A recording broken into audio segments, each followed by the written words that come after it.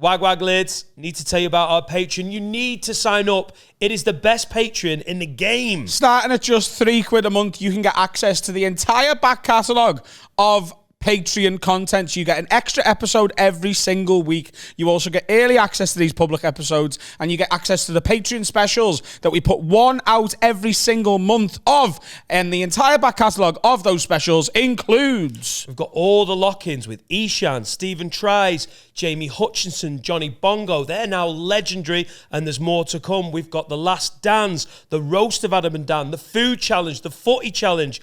When we went to Lorette de Mar, and it just became an absolute mess of a rugby league special. They're legendary. And next year, we've already got Amsterdam and Nashville booked. We've got a restaurant special coming soon that's going to blow everything away. We've got another lock-in coming very soon. Go to patreon.com/haveawordpod. Sign up for £3 a month or £5 a month or £10 a month. Get yourself access to all that bonus content and become a proper member of the team. Stop being a pube. And you get to watch this 48 hours early. Yeah. Get on me. Go ahead. Put my knob in your mouth. Wag leads, you're listening to the funniest podcast in the game with Adam, Dan, Sensei Cal, and Finn. This is the one and only Have a Word. Brought to you by Manscaped.com, the very best in below-the-belt men's grooming. Go, Ed, get on me. Here we go. Here we go. Halloween. It is. I love Halloween. Yeah. I'm wearing spooky lingerie because I know how you perceive Halloween is more sexual than No, but most. I also just love the customs of Halloween. Do you know what I mean? I love like the pumpkins. I love the pumpkins, especially when they've been made by our Matthew's mother, who's a talented woman.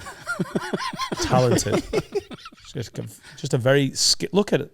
Skillful hands. Yeah. She's got with her hands. Yeah. The evidence is right there. But also when you meet her, you get a sense of it. Yeah. You think, when she talented hugs you and woman. she grips you. Oh, I know, it's tender. It's weirdly knowing. Yeah. I don't know what she knows. Comfort, it's like you've hugged before. I'm telling you right now, it would be comforting. Yeah. Anyway, welcome to this episode. The great thing about having dead mums is no comeback. Because if my dad hugged you, you'd probably feel lonelier than you did before the hug. I don't know how that's possible. The bleakest thing we've ever said on this podcast. I'm telling you that. I've had 2 hugs this lifetime. Not expecting a third. Right, Dad. Spooky. He haunts me. So, tell you what, these bricks look good. They do, don't they? Oh, wow. For the audio listeners, just imagine really good-looking brick slips. Do you not know what a brick slip is? Well, I didn't until 3 months ago, and then they were the bane of my fucking existence. Drove Carl to near madness. Actually got our but fucking you know what? Tory builders confused beyond the ability to work. They were like, I just don't know what to do. Do you know what? I can't recommend enough the guys who... Because to get the job done, it takes a specialist tiler. Yeah. To put brick slips up. Guys, if you're thinking during this cost of living crisis of spending £10,000 on brick slips, let me just tell you, not bricks. Look no not bricks. Than Serrana Tiling Services. Oh, Serrana. You say Serrana, I say Serrana. Let's get 10 grand of brick slips. Are you struggling to pay your energy bill? You need brick slips. Do they add any insulation? Nope. They probably make the room colder, if anything, but they look fucking great. Putting brick slips on your house is like getting a hug from Dan's dad. You feel cold and grey. This is going to be one of my favourites for a while. Oh, God. No, but they are available on Facebook, yell.com, and their own website. Their own website. Their own website is serranatylandservices.co.uk. Serrana. 2 R's. 1 R. 1 R. 1 N. That's the... No, 2 N's. That's the 1 R, slogan. 2 N's. That's the slogan. Serrana. 1 R, 2 N's. They're a company, and you can tell we know this because he's just saying this Serrano and Gareth. Oh, they just Sergio and Gareth, close personal friends of mine. They did the work in 4 days, and it took Tory builders 4 months to go. Oh, we just don't know how to do this. Sergio is a Christian minister, which has been added to the. He prayed for me in front of me. Yeah. Did I tell you about that? Yeah. When I come in, and Gareth been telling him about me special and the edit and stuff, and we were pitching it to Netflix and whatever. And he goes, Adam, I would like to pray for you if that's okay. And I went, just because you mentioned Netflix. Yeah. And he went, I'd like to pray for you if that's okay. And I just went, yeah, that'd be great. Because I thought he was going to go home that night and, as part of his nightly prayers, he was going to go, what's happening, God? You know what I mean? Here's all the things I want. Oh, and if you don't mind, sort Adam out as well. But just in front of me, he was just just started talking to the big man. Yeah. Is that how you think people pray?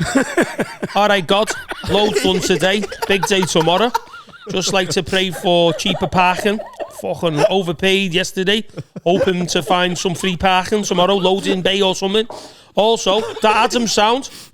And fucking Amazon seems wank, so praying for him to get on Netflix. All right, get on me. Serrano was founded in 1998. Oh, honestly, founded in 1998. The best year. 24 years ago. A great year. Yeah. Was that the year you were born? It was the year I was born. It was the year of the France 98 World Cup. Famously, 1998 was the year of the 98 World Cup, which was one of the best World Cups. And that was, they were just literally watching Best World France Cup theme song now. win that World Cup, and they were like, shit, we need to do brick slips. As they saw Zidane bang in that second, God, he was fucking great, that World Cup. We'll be singing when we're winning. That's that song, isn't it? Was it? That was the theme song of that World Cup. Yeah. Was Vindaloo 98 as well? Was Vindaloo the unofficial one, which is one of my favourite England... Was it? Let's have a look. Sure it was. Well, We'll Be Singing When We're Winning wasn't an England song, it was the World Cup song. England. What year? 1998. 1998 Correct. should have been accepted as the official. FIFA 98 was what I broke my PS1 on because I played it that much. You didn't was anything. You just literally burnt out your PS1. Yeah. So it was like at the time I was 6. So you go on FIFA 98 first game England Tunisia playing on amateur, and I won 103-3, and I'll never ever ever forget it. 103-3. Shearer and Barmby. I remember when I used to do... Upset to concede 3, really. Yeah. I was just a little cunt to me little brother. I'd be like, right, we'll have one game each. And I put his on 3 minutes at half and then put mine on 45 minutes at half. Sat there fucking an hour and a half. And he's like, your game's lasting well longer. It's not even 2 amounts of time. They can be like, it's not like 10 minutes and 20, 3 and 45. Fucking hell. I know I'm young, but the passage of time is really weird when you're in charge of it. Fucking wizard. Swat. Did you play fight a lot with your brother? Like, I always think that people with brothers are just well harder than people with sisters. Yeah. I don't know. Just because you never play fought with your sister. Yeah, but you can probably braid hair really well. You want to see me do an interpretive dance to fuck? Yeah, we used to scrap quite a bit. I used to get in trouble a lot because I was always a lot bigger than him. And if we were fighting, obviously... How many years younger is he? 4. 4. That's the same as me and my brother. 4 years difference. Yeah, 4 years isn't. You're not in the same catchment, are you? No, there is for a little window. There's a brief way, like I don't know, 6 and 10. There's not a massive. Like, I don't know. We were still fighting then, and then it got to like he was like 14. And it was just once puberty hits. Yeah, you're like a trans UFC fighter that's got all the it's got a natural advantage. Listen, he's hit puberty. He's got a lot of hormones knocking around. His shoulders have really broadened. I don't think this fight seems fair anymore. Yeah, I got boxing gloves for Christmas one year, and so did Jack. And we used to put them on fight. Yeah. It's a slightly irresponsible gift. Yeah. Go in the other room. Last man standing. We asked for boxing equipment, so I got like a punch bag that actually never got hung up. It was just, we'd lean it against the wall. Which is just training for kicking fuck out of homeless people. That's Yeah, we're not training you to fight people who are stood up. He's really good at ending them. He's had enough. No, he's not. Yeah, we'd put them on and have be like, no, we're just gonna have a little box, and then he'd hit me like proper, and then I'd just fucking twat him. My dad would come in and go, look, because Jack would be crying. I'd be like, he started it. He's like, you've both got boxing gloves on. I was just typing. I was playing my Game Boy. Yeah, we did used to fight a lot. My first fight was the first time I ever got I got punched in the face in Preston when I was like that. But that wasn't a fight. That was just me getting bullied. Yeah. And then we ran off. The first time actually I had a fight was my mate Sean when we were working at his dad's warehouse, and we just wound each other up the whole. I think I worked there for 4 weeks. It felt like, talking about the passenger time, it felt like I'd worked there for about 4 years. It was just the GCSE summer 1997. Be Here Now had just come out because that was literally all we talked about. And me and Sean had wound each other up so much over the 4 weeks, while Bondi, our other mate, had just gone docile. He's got the ability to just click into a gear where he's basically just not there. Yeah. You know, one people, he's like, I'm not getting into it. You couldn't talk to him. He didn't get wound up because he just has that sort of like, it's almost like he was on standby, but still working. When me and Sean were like, no, I was like, Radiohead are better anyway. Just getting into each other. Finally flipped when he threw a box. We were unloading a container because his dad owned a company that brought over like potpourri and candles from China. So this was in Bamber Bridge in Preston. The massive thing would just reverse into the warehouse and it'd have to be unloaded. And we'd wound each other so much at one point, and we were still going at each other. So this is loads of warehouse workers and then 3 lads who are basically the boss's son's mates and the boss's son. So they were all like, these fucking knobheads. And he threw a box, and I called him a no-shag ratty bastard because his nickname at school had been Rat. And if you called him Ratty, it was just like literally like throwing fucking petrol on a fire. No shag. Because I'd lost my virginity and he hadn't. Oh, that is so funny. I said the word. No shag ratty bastard. I said the R word, which his name was like, and he fucking was this box of me, and I called him a no shag. He was 16, and he literally jumped off the fucking truck to try and land a flying punch. Got down, I was like, what? And he punched me for the first time, and I punched him back, and then we went for it. And I honestly thought it was like a death match. I thought it was like, honestly, the like, you know, like the famous match, like boxing, like Tyson, Holyfield. In my head, that's what it looked like. Like a death match. And he literally, it's like, fucking get off. Yeah, and the lads from the warehouse were like, leave it. Because they thought, fuck, we're going to get bollocked here. Because they thought we were posh. These kids are going to get us in trouble. So they sort of broke us up and then looked at us, and there was not a scratch on us. In my head, I was bleeding, and he's got an eye hanging out, and there was no scratch. And they were like, oh, what's fuck all wrong with you? Get in. So we had a round 2. Because they thought we were dragging them and there was going to be blood, and there was nothing. It was pathetic. We were like, like that. Landed about 2 punches. That's my only real fight of my life. I fought quite a lot when I was a kid, like with my brother and my mates in the streets over footy and stuff like that. And our Jack ended up playing quite hard because he'd fight with me. 4 years, fighting with someone 4 years and 4 years older and a lot bigger. And he ended up really good at football because he was playing football with lads 4 years older than him. And he was the best of all of us, really. Yeah, so he's just, I think that with like all sportsmen, like especially fighters, but in the NFL there's the Kelsey brothers. One's a lineman, one's a fucking tight end now. They're 2 of the best at their position. I probably spent the whole of the childhood just in a garden. They play virtually opposing positions, not quite, but one's big and stops play, one's fucking massive and tries to make plays. I reckon they must have been in the garden just fucking twatting into each other. Yeah, there's me fucking braiding hair. watching Liza Minnelli and stepping out. One singular sensation. Never had a fight apart from with fucking Ratty. Hey, Sean, you're right. His brother watches. Do you reckon that'll bother him now? Love that. Yeah. No, because he's genuinely my best mate. He's best man at my wedding. Yeah.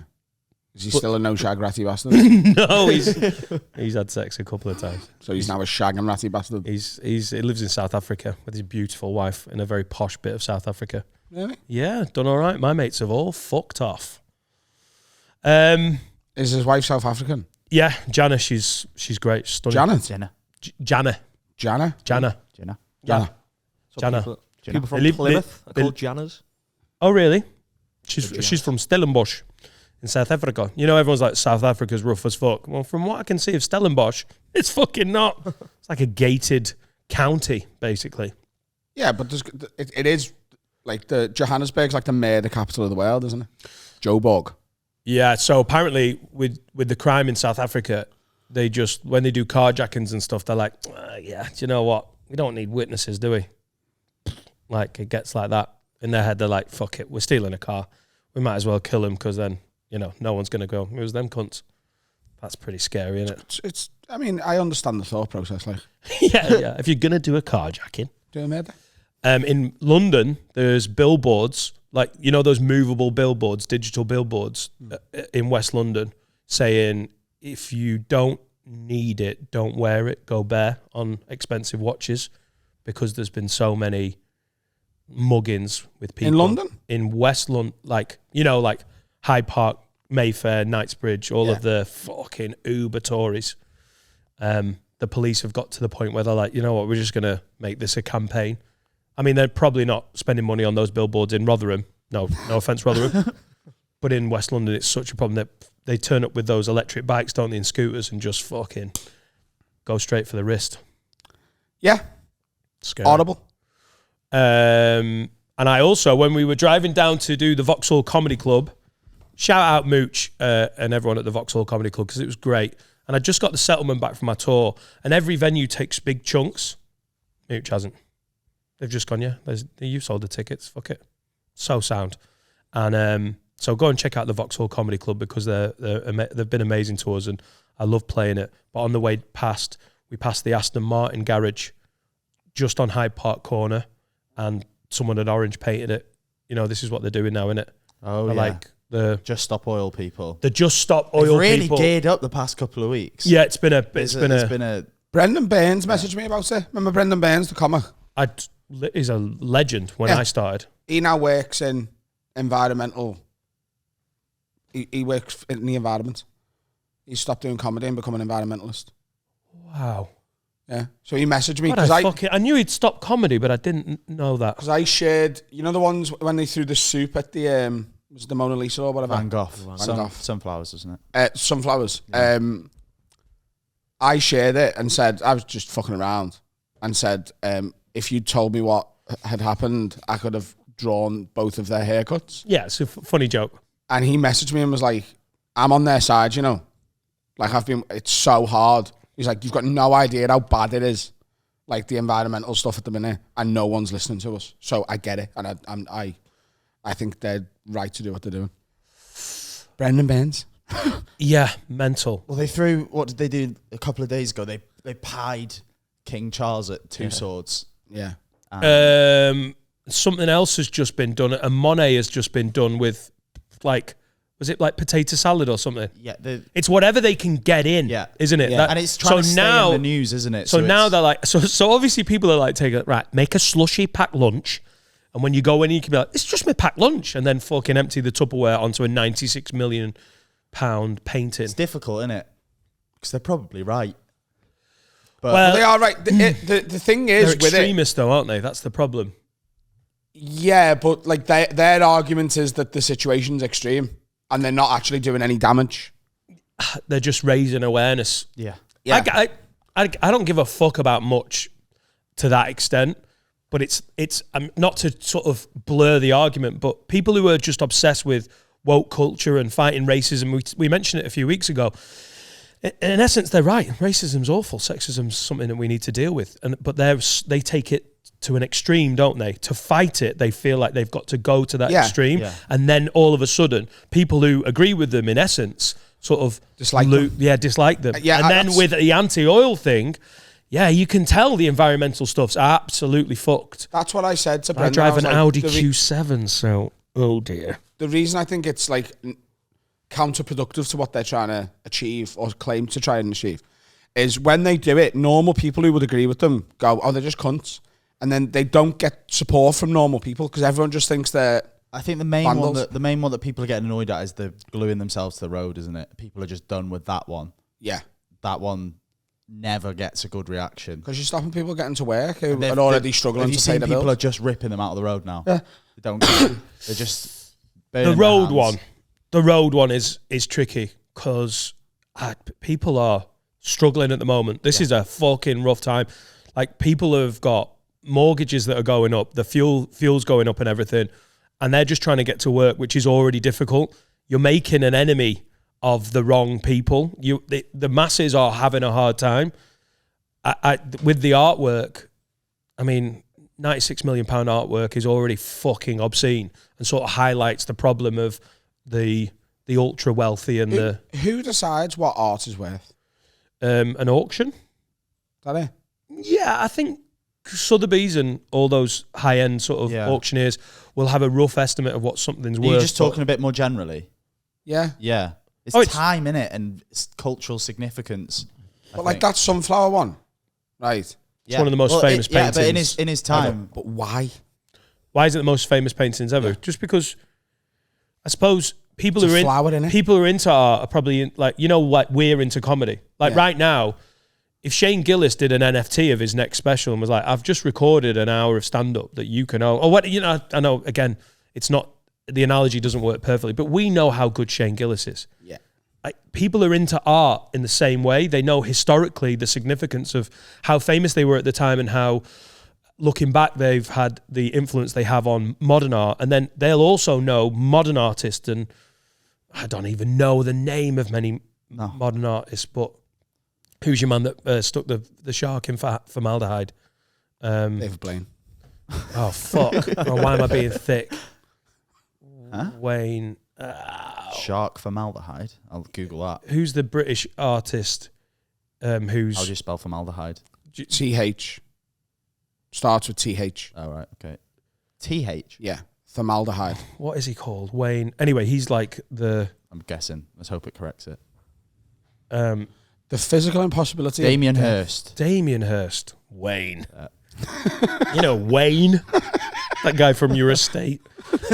Damien Hirst, like he's famous in his time, and when he obviously made a name for himself, he's obviously done stuff. I know we're going to get back to Tracy Emin and the bed, but like stuff that is popular, like becomes culturally significant, and then when they create a piece, it's fashionable to buy it. Stuff like Monet's Sunflowers is just, it's historically significant, isn't it? So uber rich art collectors will be like, yeah, I want that piece. I want the clout of saying I own that piece. And that's when they can decide what something's worth. Do you think any pod artifacts will ever become of value? Why don't we paint something? Right. You mean like the bullshit bell, the original bullshit bell or something? Well, I've just moved a ton of stuff from that old studio in Runcorn. We've just given the keys back and said goodbye, which was sad but nice, good. I'm all out. I was like, Runcorn, I'll miss you. And I was like, nah, I won't. But I'll miss the parking. I've got stuff in boxes that is significant, like little objects that to pod fans, they probably quite love, like enjoy. My favorite podcast around the NFL, if they had little mementos for sale, I'd consider buying it, because to me, although it's from a small bubble, it's significant to me. So I'd consider buying it. And if this pod was big enough, if we put those things on for sale, let's put an auction on. Let's do an auction. Yeah, let's get an auction house. Yeah. Can we all have oh my God, Freddie Quinn would be an amazing auction. He talks like that anyway. Sold, but I'm keeping the money. I'll invoice you. It's time we did a bit of a charity thing. Let's have a little. Oh, you wanted to. All right, you wanted to pay for brick slips. Yeah, we've got about 19 boxes of unused brick slips. And if I was going to ever use them, I'd give them to Serana Tiling Services. Oh, Serana, 2 R's, 1 N. No, it's 1 R. 1 or 2 N's. It's pointless getting their slogan wrong. They won't be able to spell it. That's true, isn't it? Yeah, you're right. I think we should do a painting. A painting? Yeah. Cool. You got a style? Abstract. Oh, so is it like, What's are you going to abstract? roll Oh, about on it? abstract. Oh, yeah, because you've said before that you're quite a big fan of like the skill of drawing something, Yeah. but you just want to like cover your dick in loads of different colours and then just twat it into a fucking piece of paper. That would be so good. Because Jackson Pollock just like flicked like a brush, didn't he? Yeah. Did that over it. You could just do it with your dick. You could dip your dick in like Dulux from about 4 feet up and then just fucking, you could windmill onto a massive canvas. Yeah. I don't want to be there, but I want to see the results. Yeah. Yeah? Less of a windmill and more of like a handheld fan. Yeah. And then we'll get a little A photo for me. But we could do a painting and then, like, in years to come, if this pod becomes, like, culturally significant, it could be worth $96 million. Dollars? Because the Americans will be bidding. That's when we break into America. Yeah. Yeah. Let's do a 100 painting years now. Is it the Guggenheim? There's the famous art gallery in New York. Something like, it's something Heim in it. Yeah. And Wayne's in there. Wayne's got loads of bits in there. Or we could just, probably shouldn't say this on a public episode. What? Why don't we, like, fake a Van Gogh and pretend we found a new Van Gogh that no one's ever known about? Yeah. Who's going to fake that? Because you can't paint. I can paint. Yeah. I can paint. I'm quite good at drawing and painting. Yeah. Would you be able to resist the temptation to write Adam Rowe in the corner of it? Fucking hell, that's dead good. Everyone should know it's me. Adam Rowe. This is a Van Gogh. Really? It's really badly... is that a pube on it? It says Adam Rowe in the corner. No, it doesn't. So, sorry, Vincent Rowe. It's his nickname. Vincent Van Rowe. Vincent Van Rowe. That's what we'll Middle call name. him. Just go by your middle name. Yeah, Vinny. Well, it's... As Adam Fake a Van Gogh. as Adam said before, he always follows through, and that's not just his IBS. When he decides he's doing something, and if you're a long time listener to this, you will know that nothing Adam has said has not been followed through on. So look forward to Adam's fake Van Gogh and my series of. I think I'm gonna dip my gooch in paint and then just go wah on a piece of paper and then stand up again. That's going to be... Gooch? What? You're going for Gooch? I don't know. I'm just trying to be... What's modern art, isn't it? Yeah. You don't have to do an actual drawing of anything. Fair. Could you just get up a couple of Van Gogh paintings so I know where I've got a sort of channel? Yeah, we've got obviously the famous, like Starry Night and Sunflowers. They're the two big hitters, aren't they? I love how... Finn, I want to take the piss out of how Finn spells, but every time he goes to spell something... Yeah, you just spelt Van Gogh as in Darren Goff. Like, yeah. And also, when you put formaldehyde in, I knew it was wrong, but I was like, that's exactly how I would have tried to spell Google it. gets it. You know. Where's the Starry Night one? Yeah. What? I mean, I could, Look at that. I could do that. Oh, it's all swishy. Oh, God. It just looks exactly the same. He's good, like, isn't he? Oh, yeah. This is when they stop trying to make it... Oh, here they are. Shaggers.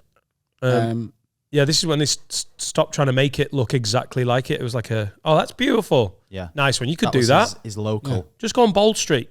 Yeah, I'll do a Bold Street coffee. Are you and pass it off dropping as a them Van in? Gogh. The The audio listeners, we're looking at Van Gogh. Yeah. Oh, that's shite. That's the original Tracy Emin's bed. He wasn't. He was underappreciated, wasn't he, in his time? That's why he's now famous, because no one liked him when he. I think a alive. lot of artists have like ended up with that sort of. I mean, I like them, but it's not like technically good, is it? Do you know what I mean? Get them back home. I think. Do you know what I mean? The one I don't get is Lowry. I don't understand why that's any good. Oh no, I don't get That Lowry. makes no sense to me. What's That's Lowry? What do you mean? Shite. Oh, just stick men and just it's like the North that we. That's Very Lowry. culturally significant. Makes me feel sad about the North. That was £2.65 million. Yeah, I get that. That's well better than the Van Gogh stuff. that's the frog and bucket on the left. Aye, we're Northern. We're stickmen. Look at us. Aye, But they're not stickmen, no, are they? constant. I know, but you know, That's good, that. you like that. Yeah. I'm not a big Lowry guy. Yeah. Picasso was famous in his lifetime. Yeah. Very But famous. he was a lot more recent than I even realised. Like when I was little learning about it in school, you just assume that all art is dead old. And then he was about, wasn't he? Like 1881, died in 1972, I think. I He like was shit, Picasso. He was so famous that towards the end of his life, when he lived in the south of France, he had bullfights on his property. Could you get some Picassos up, please? And they actually televised them on French television because he was that famous. It was like, oh yeah, we'll stick Picasso's bullfights on TV. It's all the mad heads. Yeah. I mean, it's just stupid though, isn't it? Where's Guernica? Oh, there's Guernica. Third row down to the right. That's good. To the right. To the right. That's no Guernica. There you go. That's Guernica. What's that? Oh no, it's not. Yeah. Oh no, it is. Is it? All right. What's that? That's just his Spanish Civil War. It looks like it was done by a kid, though, doesn't it? If your kid came back and did Guernica, you'd be like, "Fuck me, this kid needs meds." The Weeping Woman, top left, very very top left, is the Weeping Woman. He's famous for that. Yeah. It's got that in it. The amount of times I drew that in GCSE art annoys me. Like, Picasso annoys me.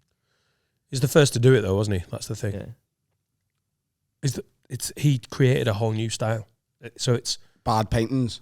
but it spoke to people. Have you been to see them? The Weeping Woman was at the Tate in Liverpool. I actually went to see it, but it like I think it's hard when you just got a Google page up and you can just see loads of paintings. I think you've got to go and see these paintings. Like I don't know. There's some.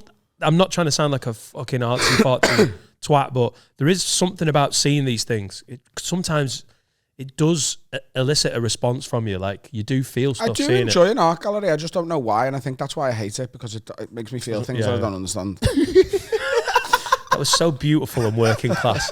I like art sometimes, but sometimes it makes me happy and sad, but I don't know why, and I don't trust it. So many people. I like sandwiches. I'm hungry. I eat a sandwich. It makes me happy. I trust sandwiches. Paintings. Weird. I think that's why I've got such hate for it. Is I like it, but I don't understand why I like it, so I have to say I hate it. That painting is great, The Weeping Woman, but it's shit at the same time. I know, innit? Get it back up. Look at it. It's shite. It doesn't look like a woman, but at the same time, it's a masterpiece. Yeah. It's wonderful. And also, we've all broken up with a psycho, haven't we? This one is actually not very good, I think. That's a self-portrait. Is it? Yeah. Is that what he looked like? Yeah. Yeah. I think he was on ketamine at the time. I've said it before, I'll say it again. I want to go to an art gallery with Rowe, because I just think that is so beautifully put. Like, I love it and I hate it and I don't know why. It annoys me. It's like, yes! That's what art's meant to be. It's meant to be infuriating. It's meant to be amazing. It's meant to be upsetting and like wondrous. And like, it's just meant to pull out shit from, like, we deal with the day-to-day every day. Oh, I've got to pay for parking. I've got to get up at this time. I'm having a bowl of fucking Rice Krispies. And then all of a sudden, something just elicits a response from you. Guttural, like, just instinctive response. And I love that about art. Gay. Sandwiches are good as well, though. When me and Carl went to Paris last month, we started putting Snapchat filters on the Mona Lisa. So it's not always... There's that many people there. It's like, oh yeah, I can see it. And then you get to the front of the queue. It's like, oh yeah, I can still see it. It's still the same painting. Yeah, but that old stuff doesn't do much for me. All that Renaissance, like, I don't know, not into that. Like, yeah, she's just a moody looking fucking 6 out of 10. Why don't we put an art, like, in a gallery show on? Yeah, an exhibition. Why don't we all do some paintings and put an exhibition on? Yeah. As a patron special. There's a gallery across the road, isn't there? Yes. And I'm telling you, Will, film it. I'm doing my genitals in paint, bang, on a canvas. I'm going to make it look beautiful. I'm going to come up with something very abstract. Are you? Yes. I'm doing a giraffe. Mother. I'm doing like a Tracy Emin style thing. What is it? What is it, Finn? I call this Mother Watching Poirot. Beautiful. She saw that and she came and questioned me about it. Because it was on your story. It was fuck you and your Poirot watching mum. And I went, it's not you. It's fine. It's someone else's mum. Oh, it is. But your mum's sound. She came to my live show. Yeah, she knows. Should be sound. Lovely. Very welcoming woman. Yeah, very. A little bit like Matthew's mum. Talented. We'll put this in the... She'll be there, I hope. Yeah. Give my love. Give a love to Mrs. Both of your mums are really lovely. Mrs. Matthew. Yeah. And then there's Carl's mum, who's just a dirty bitch.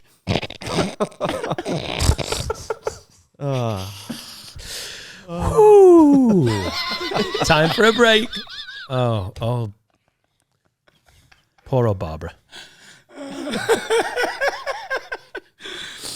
What's happening, everyone? Time to talk about NordVPN. I love NordVPN. You do, don't you? It's one of my favourite sponsors of this podcast. Have you been using one? I haven't, because I don't know what one is. But You should know what it is by now. should. They've been a sponsor for like a year or something. I know, but just run me through it again. Just A remind me. VPN is a way to improve your internet security, protection from viruses, but also you can set your location to anywhere on the planet. So, like, for example, you know the way the 3 o'clock Premier League kickoffs are not broadcast in the UK? Oh, of course not. But they are broadcast in other places around the world. Hello. So if you set it to like Canada or Australia or something, you know what I mean? You Belize? can watch. That's good for Netflix, though. Oh, Belizean Netflix. The Belizean Netflix. Love it. They've got so many films that the UK hasn't got, maybe from the absolute incredible landscape of Belizean cinema. They just don't release them in the UK. Do you know what I mean? And also, The Dark Knight, that's on the American one, so you set it to American Netflix. Nice. Do you know what I mean? Yeah, And if you get a VPN, set it to America or Belize or Belarus, you can set it to wherever you want and watch the Netflix catalogue from that country rather than the UK. To be honest, all from the comfort of your fucking tower in Liverpool. I'm mate. just going to sign up to stop him talking about Belizean Netflix. Grab your exclusive NordVPN deal by going to nordvpn.com/haveaword to get a huge discount off your NordVPN plan plus 4 months for free. It's completely risk-free with Nord's 30-day money-back guarantee. Go and watch the Reds turn it round and win the league, mate. Jürgen said to me, said so. I'm in love with him and I feel fine. In Belize. Dance like you're blind. How are the new material nights that you're doing at Phase 1 going? How have they been? Very good. I prefer gigs like that to actual tour shows. They're more fun. It's more exciting. Yeah, and just working with Alfie and Sarah Kiwi 3 nights in a row. It's just good. You've created your own weekend you know, when you get booked for a lineup on a weekend, you're like, oh God, let's see. It really is a roll of the dice who you get. And usually everyone's fine. You just occasionally get a bit of a cunt. And if you're really unlucky and you've not been concentrating on where you're gigging, you'll get like the double cunt. You're like, oh God. And then all of a sudden your phone is your best friend. You're like, I'm just going to be on here. But you've basically got 3 days in a row, midweek, at one of our favourite venues with 2 of the best comics in the UK. Everyone on the bill has done Live at the Apollo. Yeah. It's a tenner in a cupboard in Liverpool. Says a lot about Live at the Apollo, doesn't it? Yeah. I really want to come down tonight, but Etta's got hand, foot and mouth. She's got foot and mouth disease. What? She's got hand, foot and mouth. What's that? She got it off Jack. There's a hand, foot and mouth outbreak. What's that? Isn't that the thing that killed loads of cows in Wales? Yeah, we've had to burn her. It's pretty brutal. Just a load of toddlers from Sorgal. It's just what you have to do. What the fuck is what is it? What is it? All right, we didn't sheep dip her properly. Is that what you want to hear? I do a lot. I just forget to put them in sheep dip. No, it's a thing that kids can get, young kids can get, which I'm talking like I'm a fucking medical expert. I learned about hand, foot and mouth about 12 hours ago. What is it? You get like scabs around your mouth and on your feet. You just look like a fucking smackhead, basically. So, and you're going to go and hang out with that? What? Well, when your kids are ill, you don't get to be like, fuck, you're ill, I'm not hanging out with you. I'm going to go drinking with fucking Alfie Brown and Keyworth. Well, that looks worse than... Oh, by the way, Jack has brought it back from nursery, showed no symptoms, given it to his sister, who is like, my hands are sore. Oh. And Jack's fucking fine. He's just still toddling around, dribbling on things. But yeah, hand, foot and mouth. It sounds brutal, doesn't it? Can you get it as an adult? Eta's been calling it hand, foot and feet. Bless her. I've been calling it hand, foot and bum. You know, I don't know. So I've got to go back. But what I wanted to do was come down to Phase 1. Why didn't you just tell Laura to look after the kid and that you come into the gig? Yeah, I don't So know. you're going to be like, I'm putting my foot down. The scabby foot. Yeah. I'm putting my hand, foot and... I'm using my mouth to put my foot down. I will rule with my hand. Kids are rough, man. Yeah, I'm excited to do some new stuff now. The tour's flying, but it's boxed off. I just want to do something. I'm wanna say just some new doing the Sam story. and it's just getting better and tighter and truer. Oh, really? Do you know what I mean? Like finding other bits where you remember and yes. Is very exciting. Dan Bound says, I'm listening, sorry. oh no, actually I'm going to save that one because we've got Alfie coming on and I think that is a question for Alfie. Ricky Relish says, Wag lids, if you want to ask a question, havewordpod@gmail.com. If you want to get a question asked quicker, sign up to Patreon, patreon.com/havewordpod. Wag lids, loving the pod. Ricky Relish, by the way. Shout out Ricky Relish. Ricky Relish. Sounds like a euphemism for a wank, doesn't it? Oh, he's had a quick Ricky Relish. Put your Ricky Relish all in my mouth. Lovely. Family saying. Come. Nice. Thank you. Just really like it when clever. you underline things. Just all fucking Jimmy innuendo. Wag lids, loving the pod. Got a question for you. If there was a way of getting a robot or machine to do some of your least favourite things, what would you get them to do? I'm literally hiring a PA for this exact reason. A robot PA? No, but it's the same thing, isn't it? Beep boop. Beep boop. Fucking hell, lad. Beep boop. Admit it, if you got a robot, you'd want a Scouse robot. Beep boop. Fucking hell. Send them fucking invoices. Beep boop. They're done, them. Fucking hell. Yeah. The only reason I haven't hired a PA yet is because I can't deal with the admin of hiring one. Oh my God. Oh my God. Can I just tell you, I got an email from a promoter going, could you ask Adam to invoice us? And I went, right, first of all, it's nothing to do with me and it's not my place. I was like, but he's employing a Scouse robot PA soon, so beep boop. Fucking hell. Go ahead. Yeah. Beep boop. I was going to do my invoices today, but I can't find my laptop. Still lost. Oh God. I haven't really looked for it, though. It's like your PlayStation 1. It's probably just because he's used it so much. Friday. Fucking creaks open. Fucking cobwebs. Fucking hell, Matthew's mum's done me laptop. Oh no. It's just I've not opened it for a while. What do I not like doing? What do I not like doing? Looking after kids with hand, foot and mouth? Great, that'd be great. Would you send it? A nurse robot. Beep boop. You fucking scabby little bastard. Beep boop. Get over there. Have some cowbell. Would you send a robot to like the horrible gigs you have? Like, do you know, like the shitty circuit ones? Just get them to do a 6 out of 10. Don't really have to do them anymore, though. No, you just put them on the website. Put them on the website. Put them on Facebook, and someone will do them for you. I can't make it because my leg's falling off. Can anyone make it? Fuck, I've had an admin header. What do I? Yeah, you can't be actual live things. But round the house, what do I really not like doing? I don't know. Cleaning out the garage, stuff like around the garden. Again, like you can get robot lawnmowers now. You actually can. But Matt talked about Bondi before. You know, he can go on standby. He loves tech. He actually watches TED Talks about new tech that's coming out. Fucking not bad. And he got a robot vacuum cleaner for his flat in York years ago. It just makes you hate robots. Just watching the fucking Hoover go, and then just get stuck in a corner and just hoover one corner. So you have to go over and kick your fucking robot hoover and it just sets off and then gets stuck in another. You're like, stupid fucking robot. Would you trust Are you not worried about the rise of AI and what it could mean for the human race? I just can't get out of bed thinking about it. Listen, this is all I need. Oi, big tech. Elon, are you watching? Make me a fuckable sex robot and hurry up. In fact, this is time. Them. They exist. Yeah, I need it to be better. No, you don't. You have not looked into it enough. Yeah, you put a bit Get of it money up. into it, you get a fucking good suck. Finn, You've got one? Finn, you've been hanging around with us. No, I mean an actual Pro. Sex actual robot walks pro. in. I want it to be so far advanced that it's like a working. I want the sex robot that pretends to be Jackie the cleaner, like, hello, love. Fucking hell.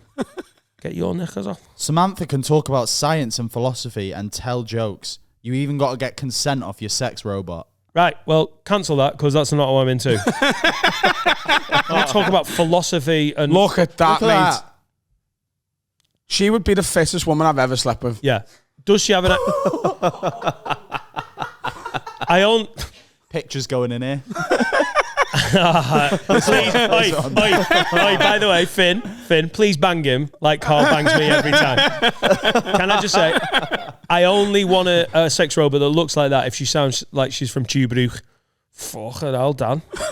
Horny again, you dirty bastard. That one there, top left and in one, where she sat on the couch. Hello. Look at the absolute quinoa on that. That is a Scouse robot. Fucking hell.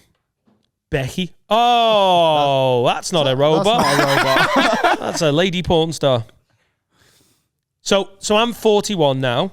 So when am I? 5 years. When's Laura leaving me? I've got 15 at best, and then she's gonna be like, "You're fucking boring me." She's off. Then there's gonna be the inevitable, like, foreign import, Mr. Dan, and then she'll get annoyed. I'm going home, back to real, because she was Welsh. You thought I was being racist. You were.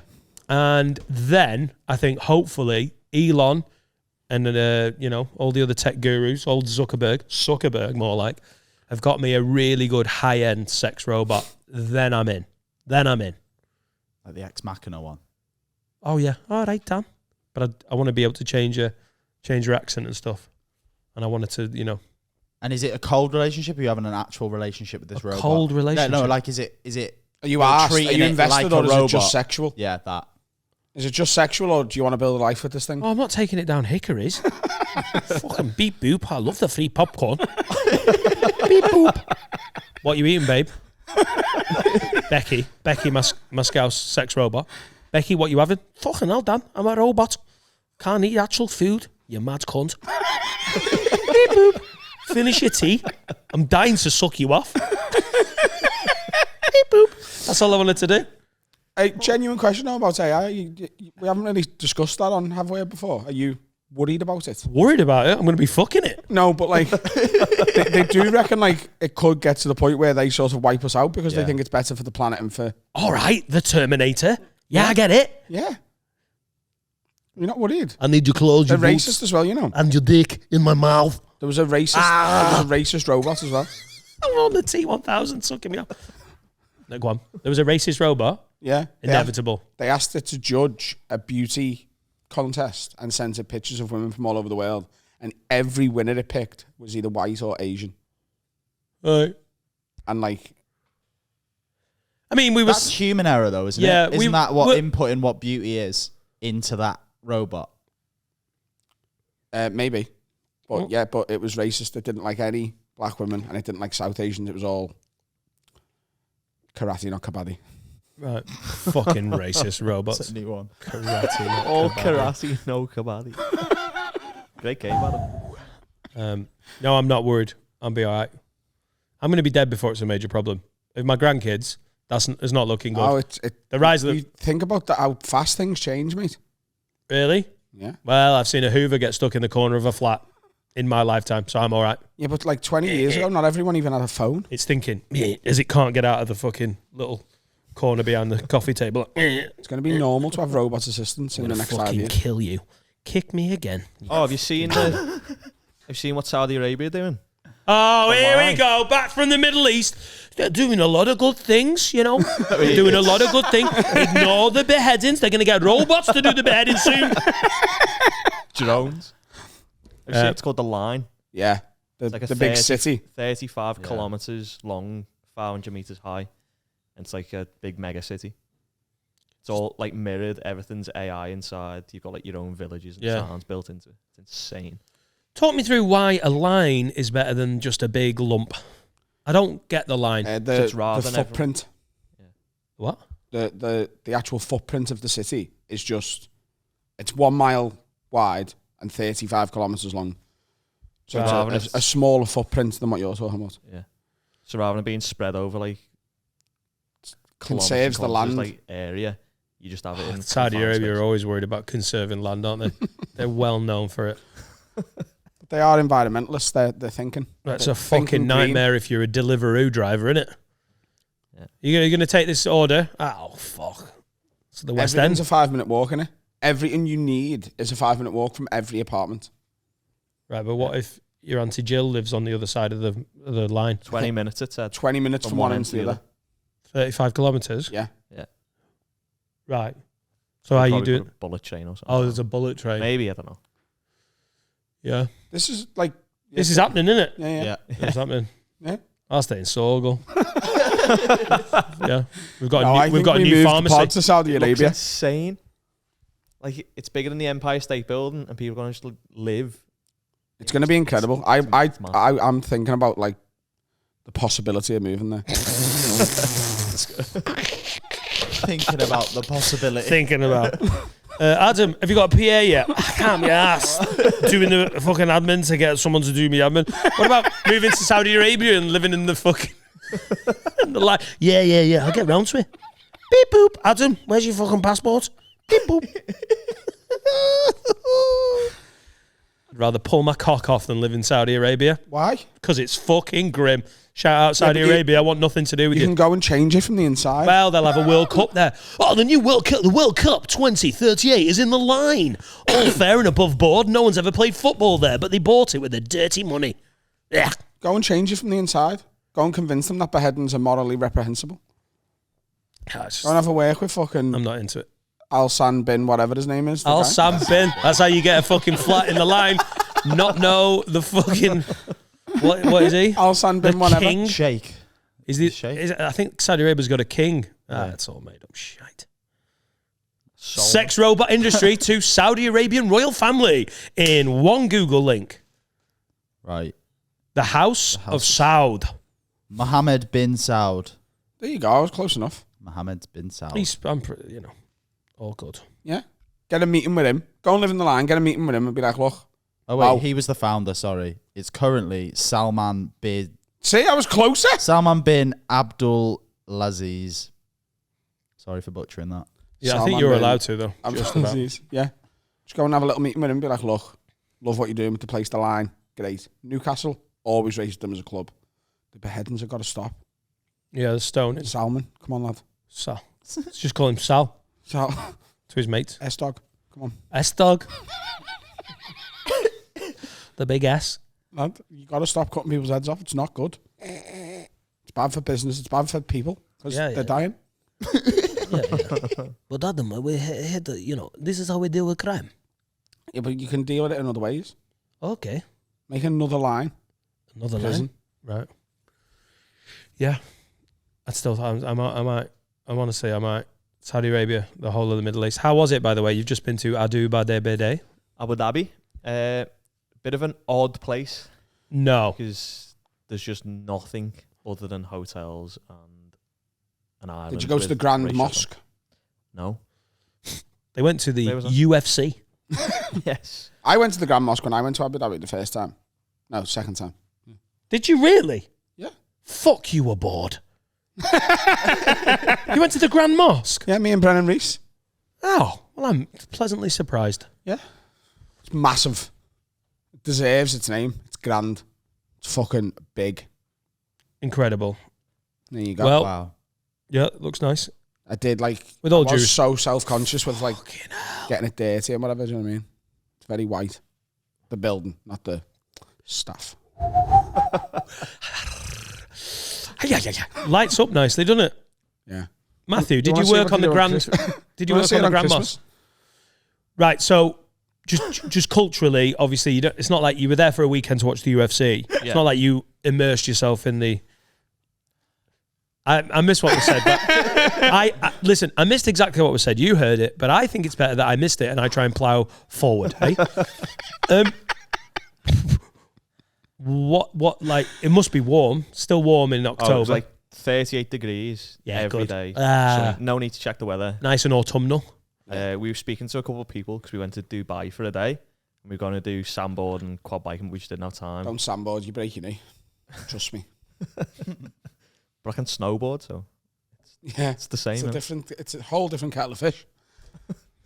But we said to met a couple of people, like, oh, we're going to do this. And we're like, oh, yeah, it's fine. You can do that because like in the summer you can't because it's 50 degrees. And like they moved there a few years ago. So like, oh, yeah, we'd be able to do it because it's not that warm now.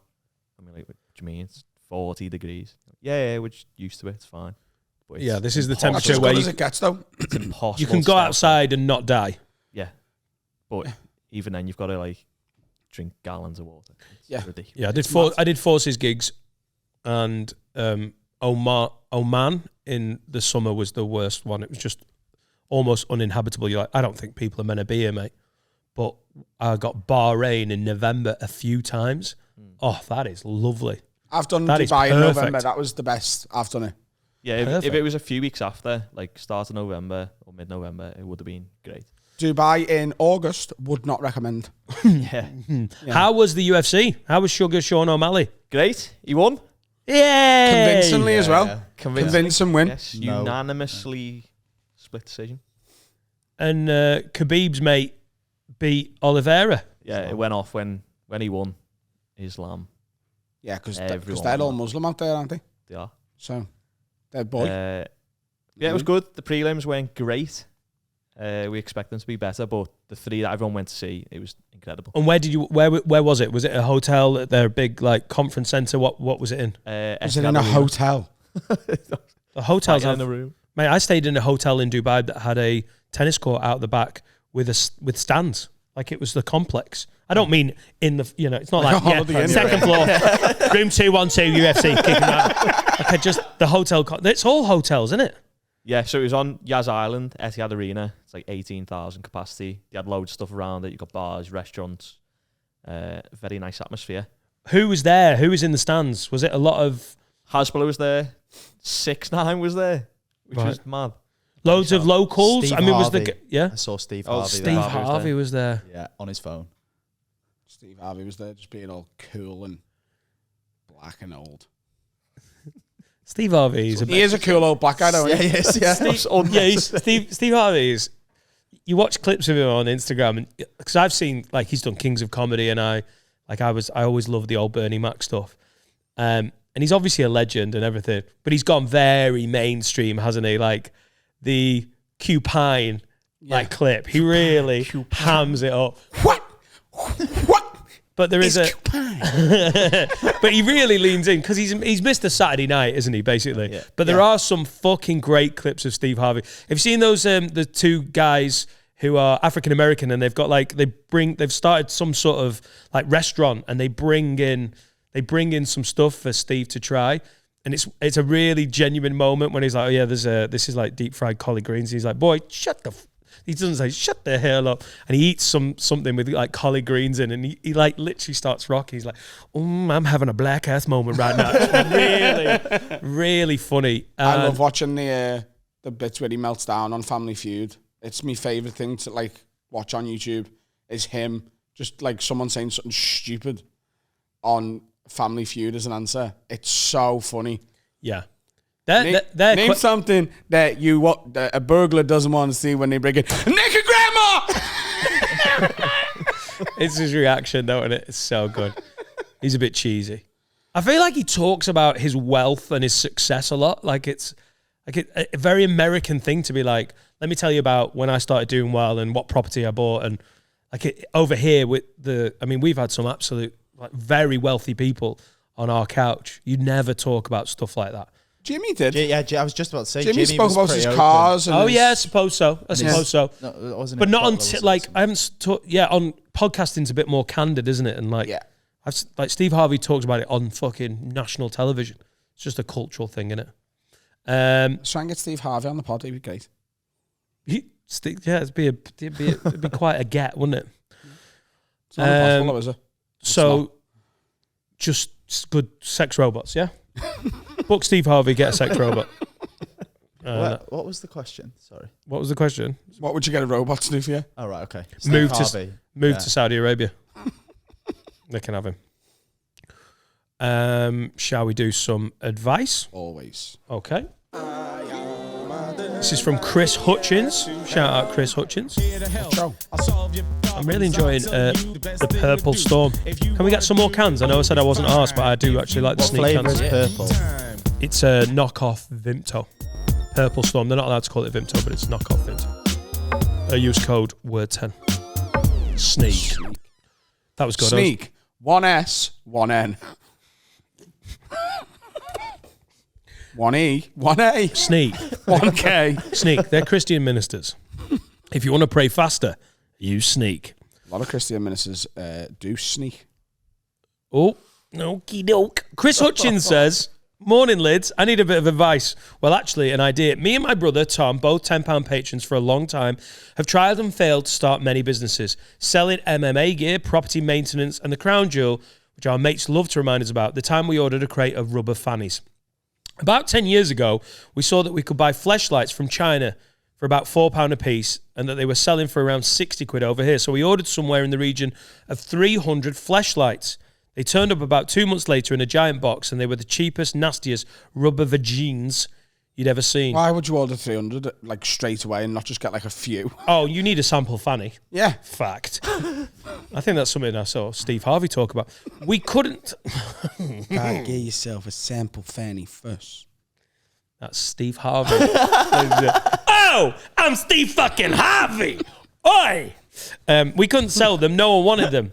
We found no use for them apart from a few Secret Santa presents, and the one time I sent a load of them to the office of that boss that sacked me, fully knowing parcels were signed for in the middle of the sales floor, and we'd have to sign for the 10 branded boxes of them in front of 50 plus people. It was worth the initial investment to picture the look on his face. Twat. Basically, what I'm asking is, I've got umpteen, can I just say, first ever use of umpteen on Have a Word. Phenomenal, Chris Hutchins. Love a bit of umpteen. I have got umpteen 10-year-old disintegrating fleshlights in black bags in my dad's attic. What should I do with them? It feels like a wasted opportunity to just throw them in the bin. Also, once I went up the attic to get some for a Secret Santa, put my foot through the floor, stroke ceiling, and it rained fleshlights down onto my unsuspecting family. Lots of love, Chris. P.S. The manufacturer informed me prior to purchase that they can be battery operated and are also dishwasher safe to clean after use. So, Chris has a fuckload Umpteen of fleshlights. I love James Acaster's joke about the word umpteen. He goes, umpteen, sounds big, but it's in the teens. He's so good, isn't he? Now, it's only because it's just in my head, but we are doing an art installation. And modern art uses stuff like this. Chris, I will pay, we'll have a word. Well, I will pay for the packaging. And could you post me all your fannies? Sculpture or something. All of them? you're going to make a big fanny thing? Make it look like a cock made out of fannies. Wow. Yeah. Fleshlight looks quite phallic anyway, doesn't it? It's like a tube, isn't it? Yeah, and then with a little you can take the pussy out the fucking thing. Take the pussy out the torch. You can take the pussy out the thing. So I would like them. I'll pay for the packaging. Okay. Packaging. And we'll send them over. Not my house. Oh, no, they've got to go to yours. No, they've got to go to yours. Because my fucking garage is absolutely jammed with merch at the moment. I don't have room for 300 fannies. Oh, my God. Get them delivered to your neighbour who's gobshite. What's his name? Martin.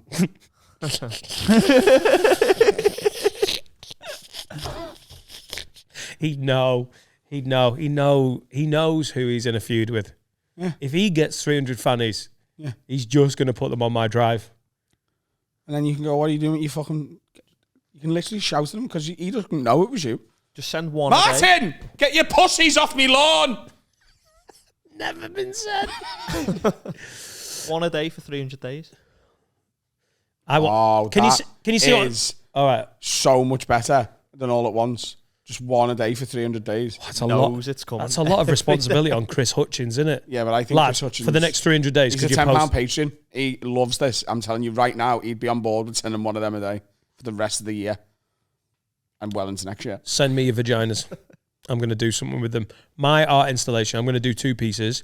Painting with the gooch and the fleshlights. Sculpture. Is that a band?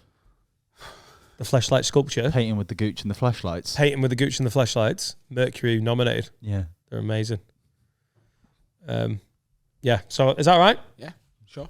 We'll have them. I think Chris Hutchins knew full well that we were going to take the fleshlights when he wrote in. Yeah. I think he's had an argument with someone and they've gone, you're going to have to do something with these fleshlights. He's gone, do you know what? I'll send one email. I know exactly. Yeah, it's not going to be like eBay where we're collection only. I do need them posted. Yeah. But I'll cover it. FedEx, your Depends fannies. where he is.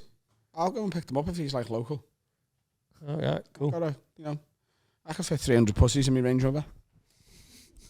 That's how they sold it to you. Big boot. You can get 300 pussies in here. Good. My old car could only fit 200. Fuck you, Kia. Not even trying. Can we have a break? I'm starving. I'm starving. Let's go All this talk of fleshlights. Yeah. Well, you're talking about my favourite meal. Pussy. What's happening, everyone? It's time to tell you about our sponsor, Manscaped.com, who are now available in all Tesco retail stores all over Ireland. So if you're from the Emerald Isle and your balls need a bit of a waz, get down to Tesco, buy yourself a Manscaped, or go to manscaped.com and use the promo code WORD20. What can they get from Manscaped, Dan? They can get loads of different stuff. They can get this. It's ball deodorant.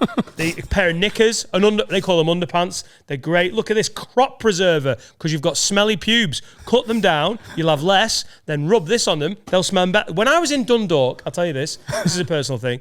All of the pubes I saw on the men in Dundalk were hairy. Too many. I remember thinking when I was in Dundalk on my tour of Ireland, I was like, these lads need a shave. And now they can because they're available at all Tesco Ireland retail stores. Listen, there's also the Weed Whacker. This is like a nose and ear trimmer. This is the Performance Package 4.0. You get a couple of free gifts with it as well. You get the boxies, there's the ball deodorants, the crop preserver. These are our longest going sponsors. They're our favourite and they're great. It is the best in men's below-the-belt grooming available now in Ireland at all the Tesco Ireland retail stores and at manscaped.com. If you use the promo code WORD20, you get free shipping worldwide and 20% off. Ireland-wide! That's our gift to you, because we're sound. Galway. Christmas is coming. Dundalk. Your cock is getting hairy. Dublin. Shave it off Kilkenny. and find yourself a Mary. Galway. Cork. Dublin. And Dundalk.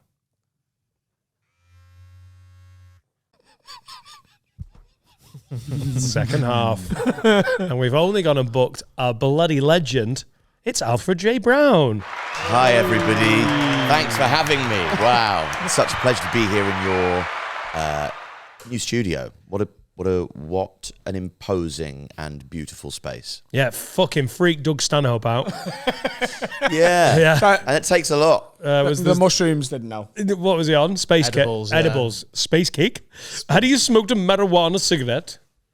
A disco tab. They are called space cakes. Yeah. We're going to have space cakes in Amsterdam, aren't we? I think when we go to Amsterdam, I'm going purely mushroom. I don't like the weed. Oh, yeah. Oh, no, I'm getting absolutely potted off me twat. No, you don't want to just smoke the drugs. Don't eat the drugs. Yeah, this whole misconception about it's great to have. First of all, edible's a stupid word because we went for lunch. You had edibles. Yeah. Like they were, because that's why we're not being sick. It's just short for edible drugs, isn't it? Well, yeah, but it's not. It's like this. It's the same as the abbreviation DIS. Like it's like dis can mean anything. Like this is at the front of so many words, not just disrespect. It's stupid, isn't it? Do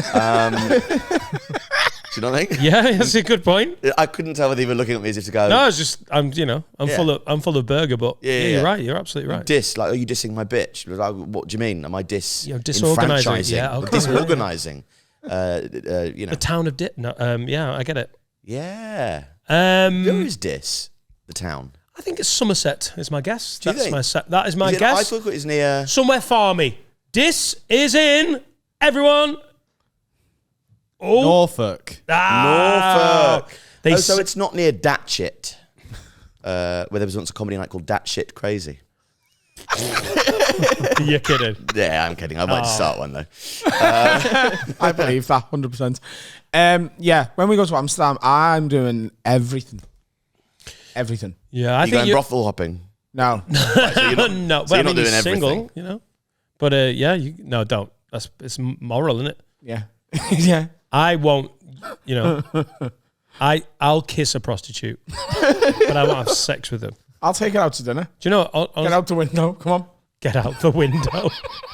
You break it for them. Yeah. It is quite startling when you're walking down the street and you see a nice woman in a shop window going, "Do you want to buy this?" And then if they Especially if it's like Sainsbury's. yeah. Fucking hell, love. What are you doing in the Nationwide? Make a deposit. Yeah, also you've got to put a condom on if you want your cock sucked. I mean, yeah.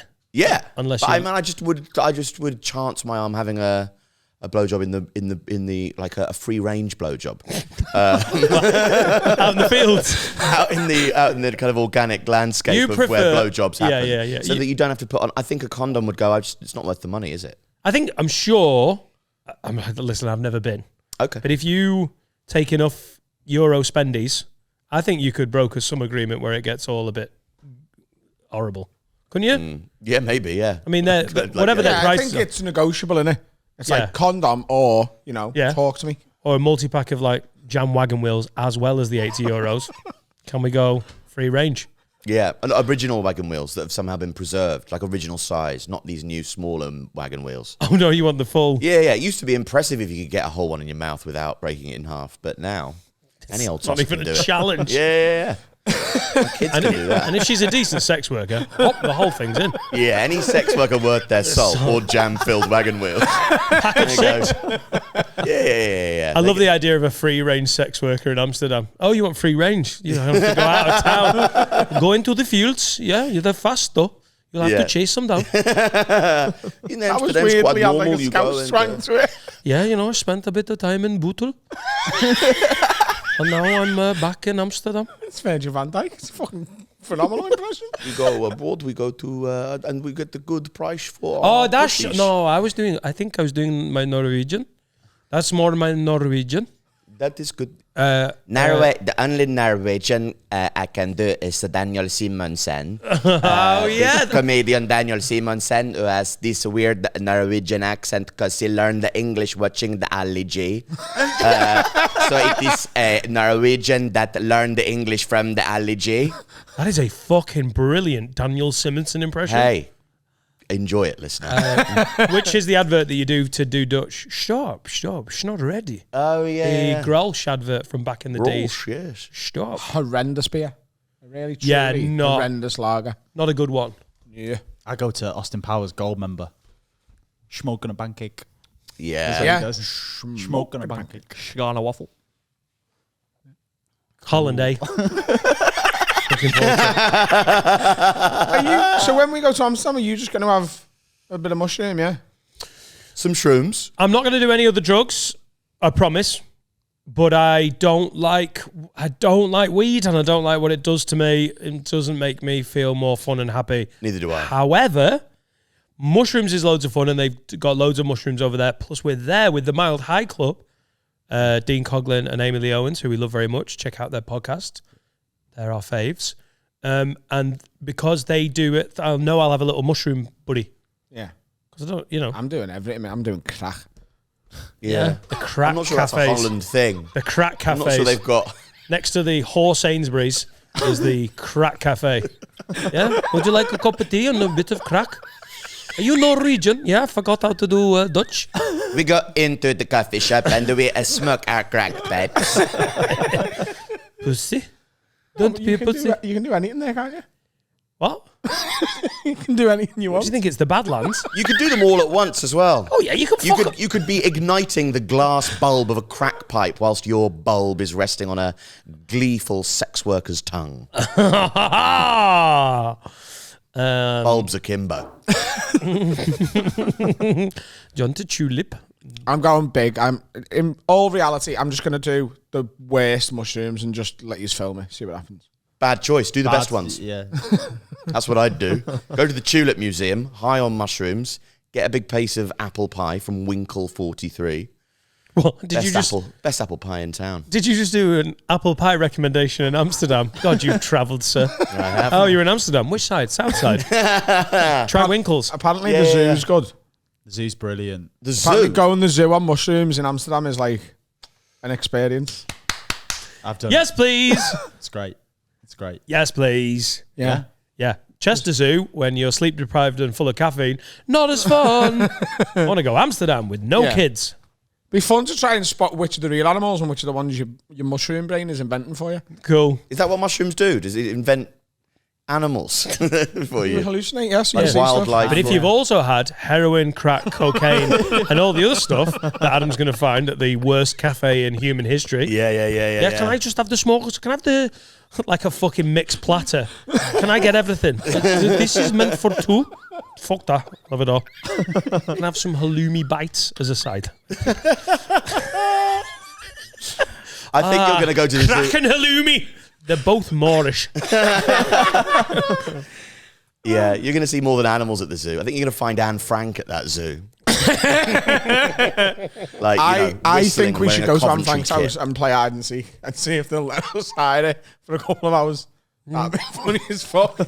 Come on. I know it's insensitive, but it'll be funny, and that's what we built it on.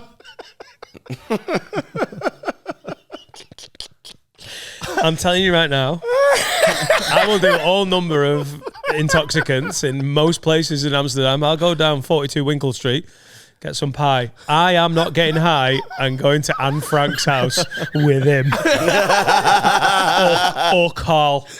Carl asked me in the new camp press room if the allegations were true, am I a paedophile?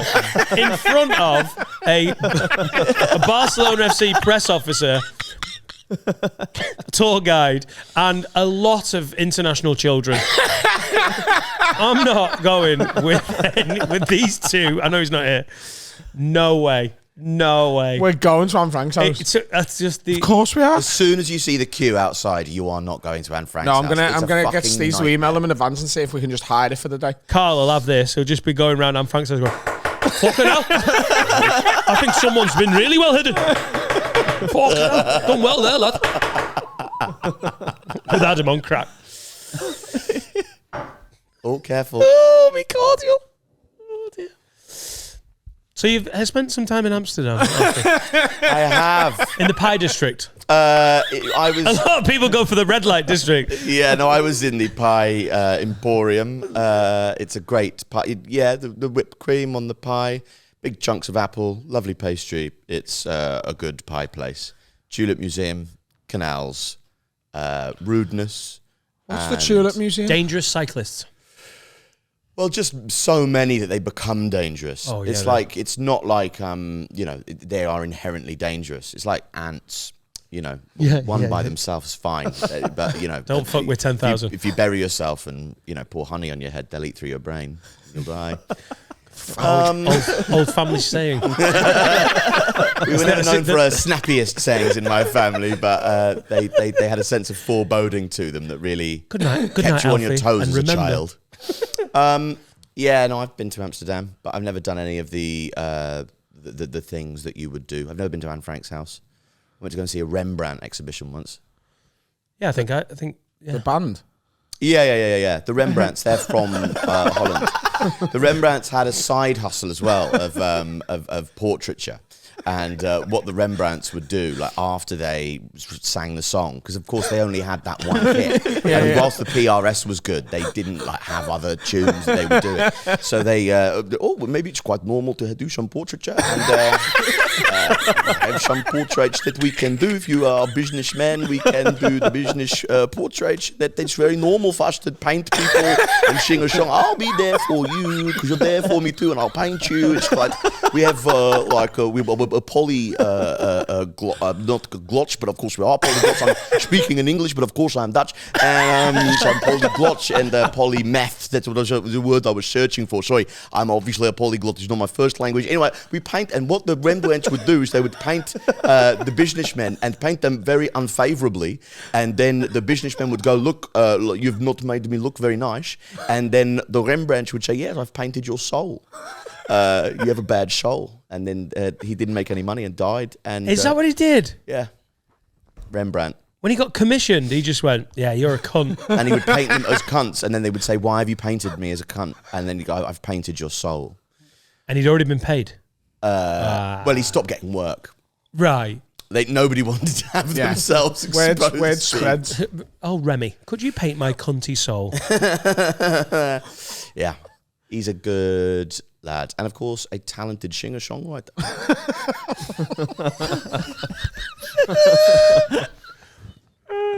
Have you done the drugs? You're not really a drug guy, are you? Never done drugs in my entire life. Oh no, the chain. Yeah, you've never done anything, have you? Nope. Ghost. Anything, even in Amsterdam, you've done all the things, but not the things. I have smoked a helping of drugs before. Oh, One helping. a pinch of drugs. Just a little... A knob of drugs. yes, just a knob. And no, I'm like you. I didn't like it. It makes my heart go all bananas and makes me think it's going to kind of explode. And I don't understand the benefit of it beyond like what it provides for you. That Maybe you just haven't found the drug for you yet, though. Maybe like you need to try them because. Well, as the podcast's foremost crack advocate, maybe you could recommend me. I've never something. tried crack. I'm open to it. Do you know what I mean? Yeah. I'm a very open. I've got a very open soul. Like if he painted me, it'd just be an open door. That leads Slag. to what? What? That leads to what? What's That's beyond? you don't know until you go through it. Right, and it's been painted, so you can't. Yeah. It's the perfect crime in a way. Mm-hmm. Yeah. You've never done drugs either? I've done 2 drugs. Oh yeah. I've done the pot. 2 portions of You've drugs. done some pot, yeah. I got absolutely potted off me twat in Lorette de Mar and then went paragliding, which is a sentence that shouldn't be real, but is. And, Potted off his twat. Yeah. Yeah? Yeah, he was high. With a High as CBD kite on cigar. the CBD cigar. Yeah.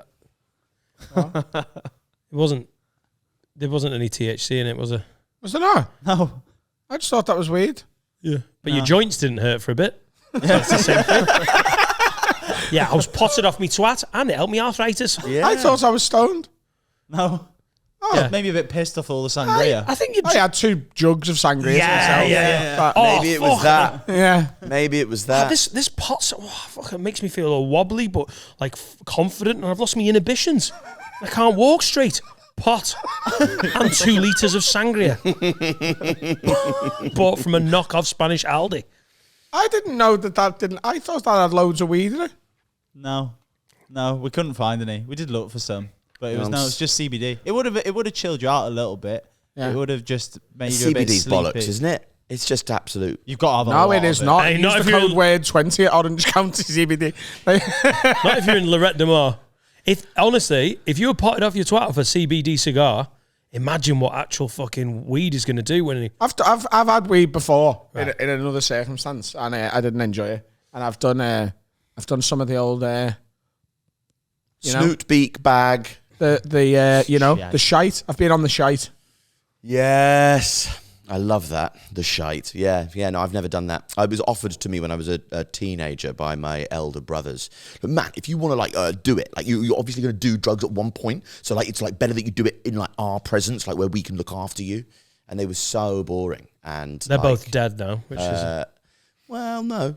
But like, yeah. Anyway, Sorry. I was just joking. I was like, oh, that didn't go down well. Yeah. No, I was always put off the idea because they were so incredibly like intolerable by dint of all these drugs that they were taking. It doesn't suit everybody, I don't think. No, that's very true. What I would say about Amsterdam is the idea of getting off your fucking bonnet in a foreign city when you have to stay in a hotel.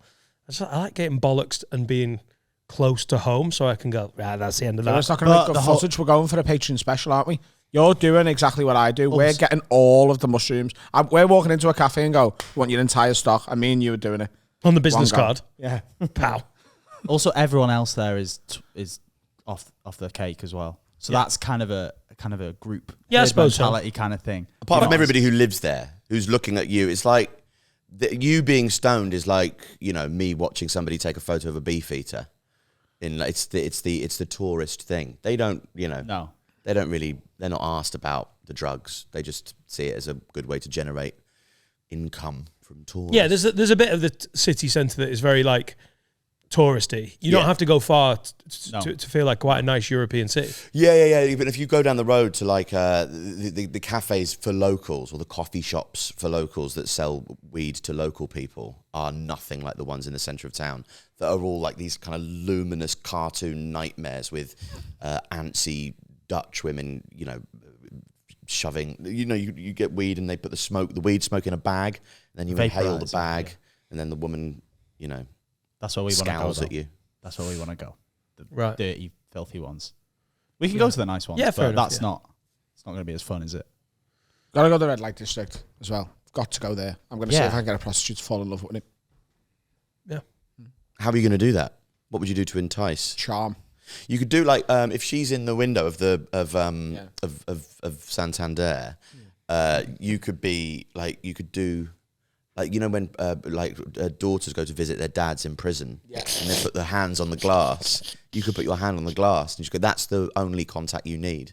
You go, hello, I've been waiting so long for this like tenderness through the glass, through the pane of the window, mirroring the pain of my soul. And you could go, yeah, I've always understood. I've always loved you. I've been looking for you for ages. I'm so sorry that I can't understand you. What is this? I can't really understand you either. We're both kind of, we've got flat S's in different places. It's weird, isn't it? Yes, it is. It's a similar thing. But I'm on crack. And I think I'm in love.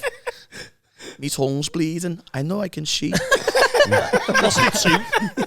She understood that bit. I'll save you. I'll save you. I'll take you back to Dovey. How much do you earn a year? 240,000 euros. Sure, I've always, Fuck off. Because I got some great ass. I've always wanted to see Norris Green. Take me there. How much do they earn, do you think? A sex worker. Sex worker Amsterdam. In I mean, Amsterdam. it's like a banker working in the city, innit? Surely. Well, You're in a hub. The girl in Bruges says that she moved to Bruges because she gets a better price for her pussy in Bruges. So that might be market saturation. Really? In Amsterdam, Especially when I'm around. and yeah. I think the smart hookers have gone to Delft, haven't they? Adam's jizzed in the market. More towels. Adam's crashed the flange economy again. Oh, God. Should we take Alfie as well? They earn between 200 and 600 euros on an average evening. Evening? Yeah. Yeah. But that's like average, innit? So there'll be nights where they have like gangbangers and that way they'll get more. 600 euros a night. Yeah. So what you working? 5 nights a week? 6 nights a week? 3.5 grand a week? 150, 160, 170,000 euros? Depends how much time they take off. You know what I mean? Depends on holidays. It might be like shift work. Like 2 weeks on, 2 weeks off. You know, like people on an oil rig. 2 weeks on. 2 weeks. I'm taking a fortnight. Fucking hell. It's good money though, isn't it? It's not bad. Right, now I go back to Utrecht, to my cottage, and have a nice 2 weeks off to relax, recuperate, and convalesce from the syphilis. Which is a hard word to say and a hard thing to suffer with. 4 S's. Syphilis? Oh, no. How am I going to explain this? No, literally, how am I going to explain this? I can't say it.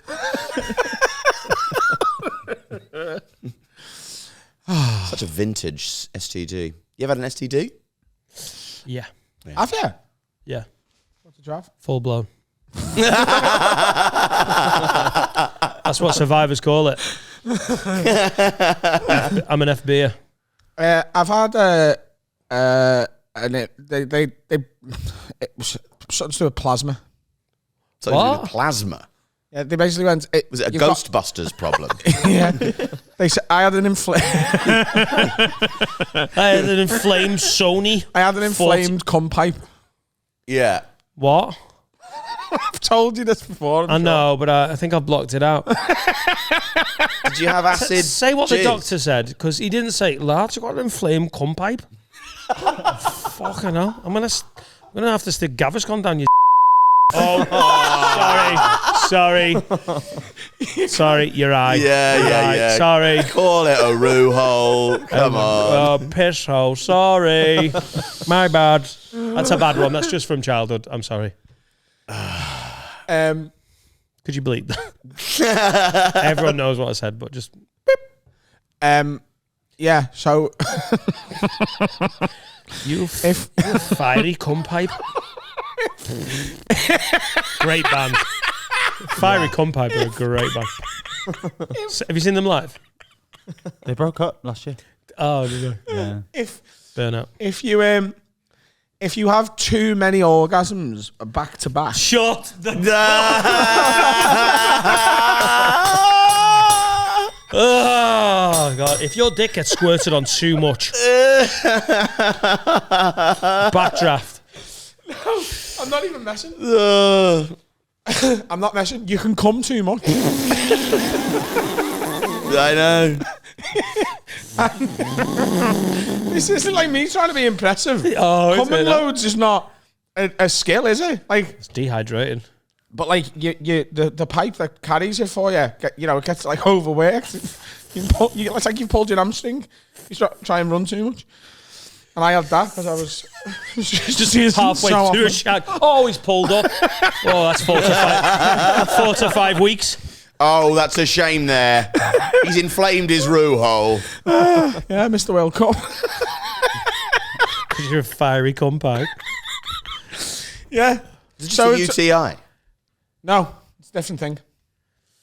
It's not It's an inflamed cum pipe. Yeah, that's literally what the doctor said it was.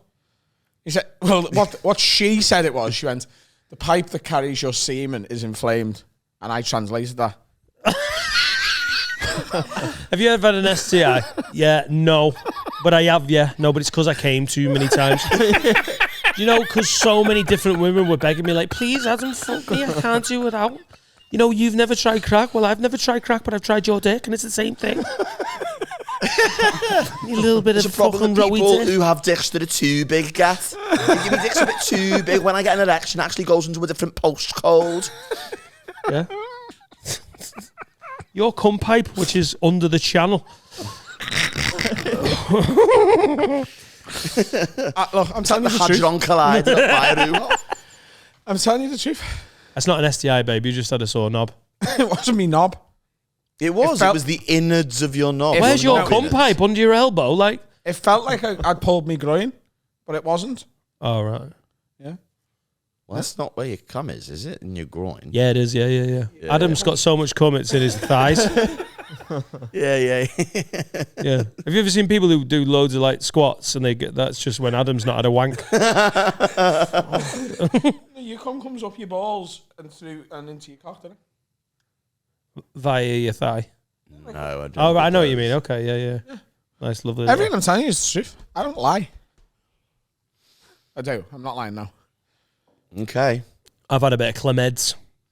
Yeah, clear it up with a little oral Pleasure. antibiotic. Oh, yeah, sorry, yeah. Oral antibiotic. Yeah. Nice. I've never had an STD, but I've always... You give off the just general sort of vibe of a man who's lived many a life. Like, you've really got that thing, like, that sort of, I don't know. And then it turns out you've never had an STI and you've never done drugs. But doesn't he, like, when you don't smoke, do you? Yeah. Oh, do you smoke? Yeah. Oh, okay, good. Yeah. I spoke on. I mean, the thing is that I'm like, first of all, I've never had an STI, but I have had 4 children. And and they are STI. They are. No antibiotics. I'm not saying there aren't risks to unprotected sex. I'm just saying I've never experienced any of the leaky dick. My STDs are sentient and are running around the house. Yeah, I don't have to send my STIs to uni. Yeah. Oh, little chlamydia. You got in Salford. Well done. Again. You'll fit in.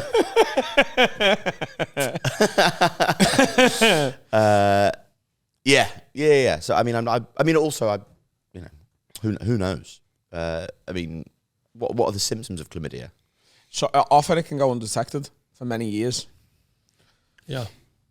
Yeah, I started speaking in a Welsh accent when I was 29. It's manifest. I just woke up one morning going, fucking hell, something feels weird. I was like, babe, what's different about me? My girlfriend at the time was like, you're not Welsh. I was like, fucking hell. I got chlamydia. Get myself tested, beer. I'm going to go to the gum clinic. I've been checked a few times this year because, you know, I had a couple of... Because you've gone free range. You've been coming too much. That wasn't this year, though. That was after the last breakup. There's been a few. I got checked a couple of times this year. You weren't here when I told this story. I told you it yesterday, but while the nurse who was examining me knob, I had me knob in her hand. Where? In the STI clinic. Oh, right. Yeah, go on. She asked me, do you get recognised a lot when you're walking around town?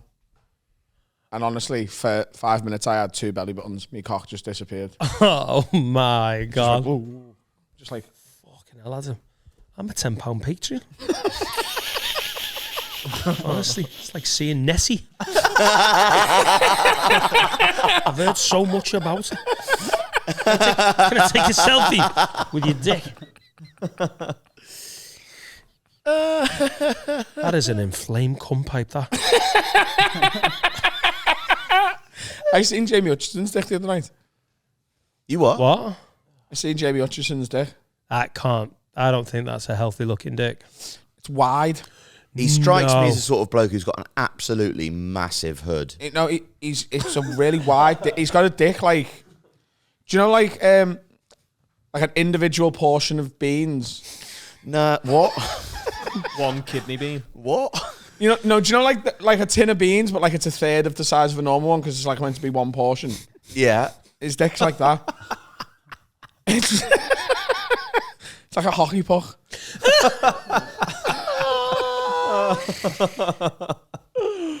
And what's mad is I'm the exact opposite.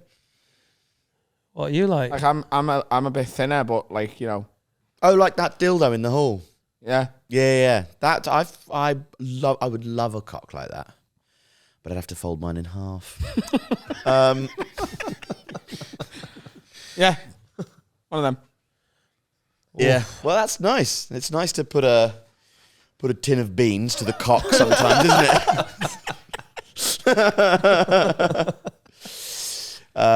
Thank you for Googling that. That was that I found that enlivening and enriching. Good old Jamie Hutchison. You seen any other comedians' dicks? Jimmy McGee's dick. Stewie McGee. Jimmy McGee. Oh. Jimmy McGee's dick. Okay. Because we showered together. Billy Connolly. You see Millie Connolly's dick? Yeah. What was the occasion? I've been abused by Billy Connolly. Right. Allegedly. It was Red Nose Day. Oh, right. He got his dick out on TV. Oh. You're all looking at me like, oh, you had not seen it live. I thought you were watching Red Nose Day with Billy Connolly and he just got his knob out. He quite famously got his knob out on television, I think. Yeah. A few times, isn't it? I noticed you're not Googling that. You were much quicker with the beans than you were with Billy Connolly's dick. Oh, Billy Connolly got his dick out, yeah. Okay, well, made all small dick men feel slightly better about themselves. What was the question we had about Jordan Gray? Jordan Gray's dick, we've seen that. Jordan Gray, yeah. Yeah, there's lots of Billy Connolly naked on the internet. Oh, that's good. Yeah. Yeah, so Jordan Gray, who did very well at Edinburgh this year. Yeah. She nominated for Best Show alongside one Alfie Brown. Alfie Clown. Maine? Yeah. I wasn't surprised that you got nominated for Maine. I didn't realise that Jordan Gray got the big Perrier nom. Yes. Yeah. We were hanging out in the little room of stuff. Yeah, she's great. Do you call it the Perrier or the Edinburgh Award? I call it the Edinburgh Award. No, I'm not. I just don't want to give up Perrier. Cool. I know it can be difficult, but it's not what it's called.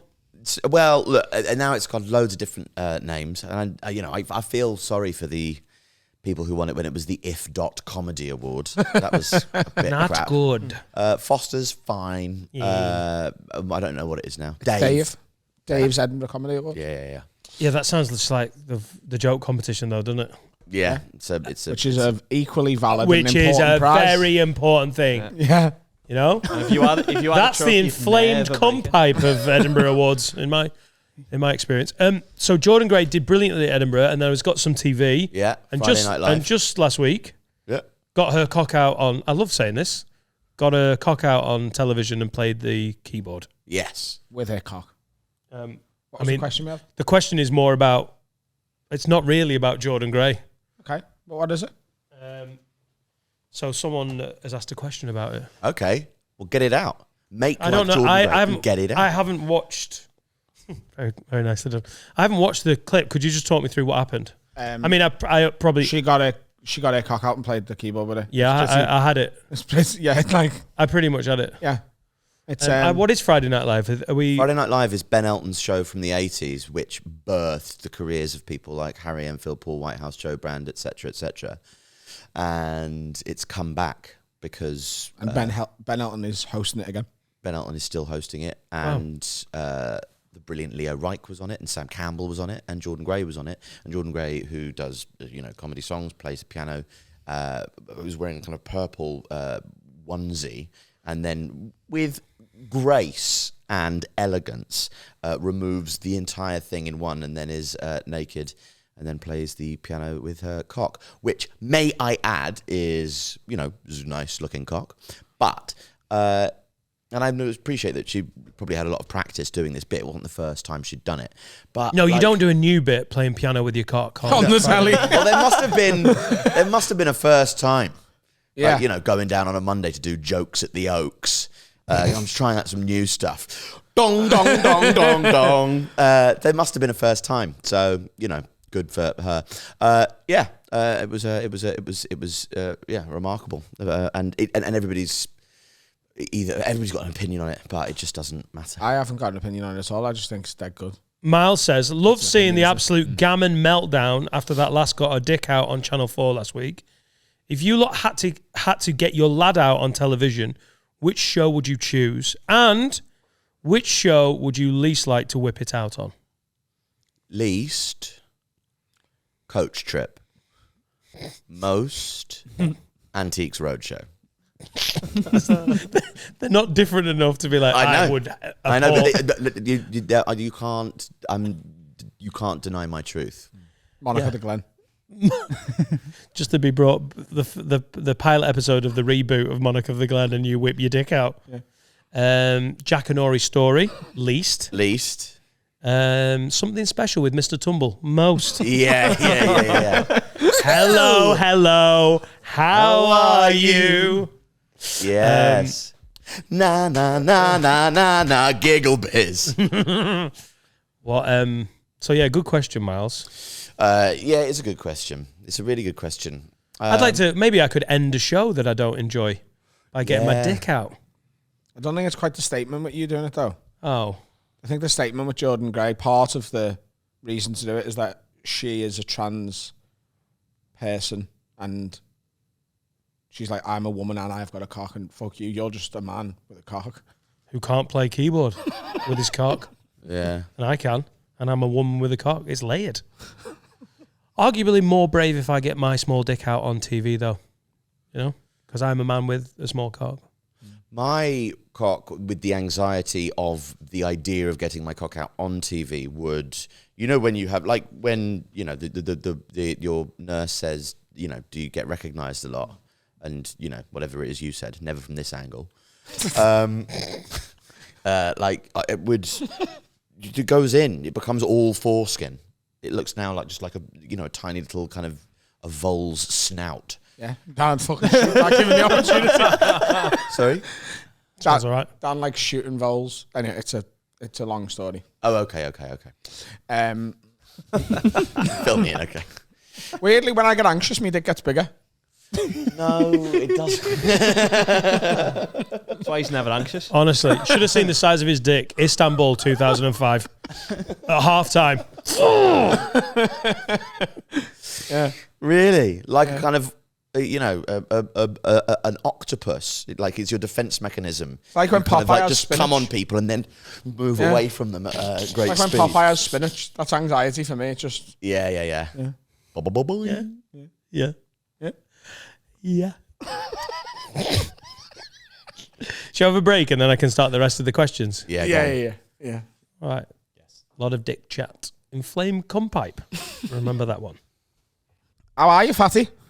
Honestly, pretty good today. I've got 97% recovery. It's not a coincidence that you've been in a good mood all day, and then that's like that. This is tracking my sleep. It's letting me know when I'm ready to take on strain. So I've had a Fitbit before, but this Whoop wearable is next level. I'm not messing about.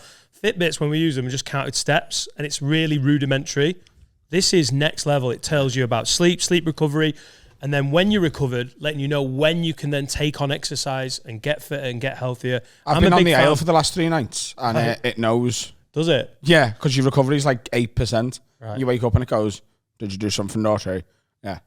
Does it do it in that voice? Did you do something naughty? This is your Whoop. Yeah. It's going to have to be roast Amble. I'm going to have to do a comeback for this fitness challenge because I am lagging behind at the minute. Well, I'm genuinely not going to win this challenge, but this Whoop thing long term is something I'm going to keep and use. I've had mates messaging me asking me what it's like. I think it's excellent.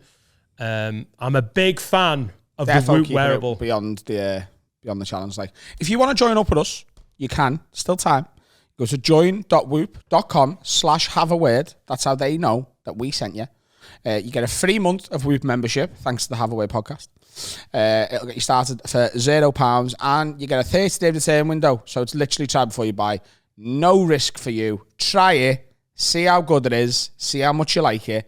And once you've joined, you can join our group by inputting the following code COMM-HVAWRD. That's our community group, and you can see just how bad I'm doing at the minute, just how good Dan's doing. Carl's quite alright because he's in Venice. Steve's probably sound. But you can compare with us and all the other lads who've joined it. Feel my boobs, see if they're smaller. Think it's smaller? Yeah. It's like Carl's mad in a heyday, that. That was tender. Whoop. Ooh. Hoo-ha. Oh my God, we're back with part 4. Speed round. Oh.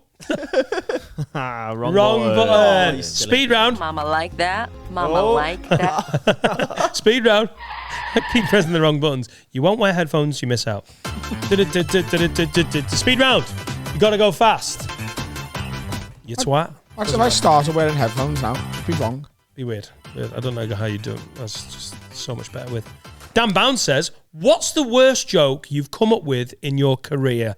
Alfie Brown, he actually put that at the end of his question, and he hadn't even known that you're on. He just wanted to ask you that. Apparently, there's an old woman going around town with an elongated flap of skin hanging from her coccyx. Some people think it's true. I think it's just an old wives' tale. And there you go. That's the answer to the question, as quickly as I could muster it. What was mine?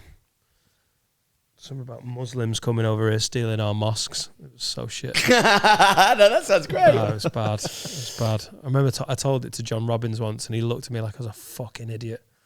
Yeah, just the shit that you come up with when you're starting out, when you don't know what you are. So it was just jokes. It was just the crappiest jokes. I was at the Hyena in Newcastle, and every weekend I'd watch 3 new comedians. And then that week, my ideas would be a weird, crappy photocopy of their style. Yeah. Oh, yeah. So if someone came and did like puns, I'd just be thinking of puns, which I have never been good at or enjoyed. Did you ever do them on stage? I'd fucking love to see Dan, the one-liner pun comedian, you know. No, I don't think I'd ever. How old were you? This was 2002. So I was 41. 48. 20, 21 when I started. Yeah. Yeah, I tried to do one-liners. I was very joke heavy at the start, but they were all absolute fire. I can't really answer this. Guys, have you ever had a dick that's so big? Hear me out. What's another one I tried to write? Club Tropicana drinks are free, but it's no way to run a business. I actually wrote that down. That'll fly. Like, where does that even go in my? It's so mental. How I'd love to get old notebooks out. I've got them all piled up because we did that as a little section for a while. Do you remember? So there's 2 sections. I would like to bring back that for Patreon records to just go through, because we did it in the lockdown when we were literally we were looking at each other 6 times a week. Go, let's change it up a little bit. And as I was cleaning out the Runcorn studio today, down the back of the car of the wooden boxing in, I found 3 little strips of paper, and one said Australian, and one said Zimbabwean, and one said a job title. And I was like, oh, the acting challenge. That was what we did on my first ever time I did this. Yeah, and you were brilliant at it. Ishan was amazing at it. I think we should bring a version of I that. always loved that. You wanted to park it after a while because you thought it got a bit stale. No, it's not that. I think sometimes we went a bit too convoluted too early with it. So we'd come up with a job description, an accent, and a situation, and then you'd be like, yeah, and they've just lost their mum to a car crash. and you could see the guests going, there's too much. So I want to do it, but if we just do like an accent and a job, and then let the guests try it, and then we can throw a situation at them. Because we were literally like pulling out, yeah, and you miss your father who died at sea in a fishing accident. Weirdly, he was a lawyer. Go. So I'd like to bring that back. Yeah, that was good fun. I remember enjoying that a lot. Yeah. So we'll whip out the notebooks. I know where they all are. Okay. Thinking about burning them. You can do it now if you want. I'll do the acting now if you want. You can all just pick one thing, and I'll just Zoologist. A zoologist. Where's he from, Finn? Texas. Woo! Right. Zoologist from Texas. He's got to be in some sort of pedal. So he's lost his vehicle registration document, and he needs to transfer ownership immediately. Yeah, it's been stolen by monkeys. That's one of the downfalls. Yeah. V5 around baboons. Be careful. They're trying to erect their own abseiling equipment to go around the pennon with the vehicle registration document, and he's worried that if he tries to get it back, they're going to savage him like they did his children. See what I mean? Keep it simple. For some reason, we end up with dead someone. So the V5's been nicked by monkeys, and he's in peril because he misses his children who burnt in a fire. Go. Woo! I miss my kids and my V5. Damn. I need to change ownership of my vehicle, and also, damn, I wish my kids hadn't died in that fire. Woo! I got no need for this Renault Espace anymore. Now the family gone. Tell you what, that's one way to learn. I can downsize to a Fiat 500 now. Y'all never give matches to a monkey. I learned that the hard way. Woo! Well, I don't know why I keep doing that. I shouldn't be happy. I'm lonely. My wife left me because of the burnt children. Woo! At least I still got my monkeys. Arsonist fucks. You did it for me. So yeah, I reckon we could bring that one back. Larry says, I was at Dan's tour show last week in Manchester. It was absolutely class, by the way. But Dan found a vape pen on stage and had a blast on it, which I thought was very funny, as did a lot of the lids. But my missus said it was rank. Yeah, I did. There was a little vape pen on the stage, and I picked it up, and it was a cola vape pen. And she sounds boring as fuck. And I didn't know they did cola vape pens. And I think, please don't tell Carl, I want to get on the vapes. No. Me and Will could go on a smoking break. What's the backstory with people's opinion about vaping? What? It just looks fucking stupid. Carl. He's so anti-vape. Okay. He hates vapists. Yeah. Okay. A lot. I'm a vape apologist. Are you? Yeah. And, I've always thought that about you. And I don't mind it. I think it's a the little jewels, and I don't like the non-recyclable ones. It's a mad kind of use of plastic, but they're great. It's when you get the huge canisters and people have these like dragon nostrils kind of vibes. That's when it gets like to be a problem. Yeah, they look a bit fucking. You can't start vaping. Really? It's like Warhammer for grown-ups, like the kind of advent of the vape. A 41-year-old. Why? Is that it? I have it on me. Why? Is that the one? Yeah, this is the one. You picked it up off the floor and kept it? Yeah. That is No, rude. it was on the stage. It wasn't on the floor. The stage is a floor, though, isn't it? That sounds philosophical. Every stage All is the a floor. stage is a floor, and all the floor is a stage. But the sky is your limit. But podcasting is where it's really at. He says, The roof my is just missus a floor. said it was rank. What are the little things that you're not asked about that others find disgusting? Mine's the 3-second rule for drop food. If I'm honest, my rule is more like 15 seconds, 30 seconds if I'm really hungry. What are the little things that people are appalled by? Why is he taking 30 seconds to pick up? 30 seconds is a long time to be staring at the pie you've dropped. I think it might have been exaggerating for comedic effect. So cheers, Larry. Yeah. Good, cool. Thanks. Cheers. Poor old Larry. Like, I'm slow to bend down. Pissing in the shower. I don't care what anyone thinks. I really like it. Yeah, that's normal, though, isn't it? Pissing in the sink? Not asked. I piss in the sink quite a lot in hotel rooms and stuff. Yeah, I piss in the sink a lot. Yeah, So much in more a little fun. chef. I'm anti both of those things. Are you? You're anti-pissing in the shower? Yeah, I don't like it. You little prude. I'll lower your sink. Oh, can we clip out Alfie saying, you little prude? We need That him nearly to gave me an erection. Please do that again. You little prude. Soundboard. I want it on the soundboard. we were going to get him to do smooth, weren't we? Oh, well remembered, Finley Cupboard Love. Could you, because we have a screech for when we just change direction too quickly and it's very obvious, but I want to drop for when someone does a lovely little bit of broadcast transition. Okay. Could you? And we were like, who would do as a good smooth? And I believe... Smooth. One take! Oh, yes. Oh my! The irony of that not being smooth. Audio listeners, I just made a prick of myself. What about using other people's toothbrush? No, don't mind that. I don't mind really it as have long as very it's someone few you'd be happy things- to neck. You know what I mean? Like your missus, fine. I don't want to use yours.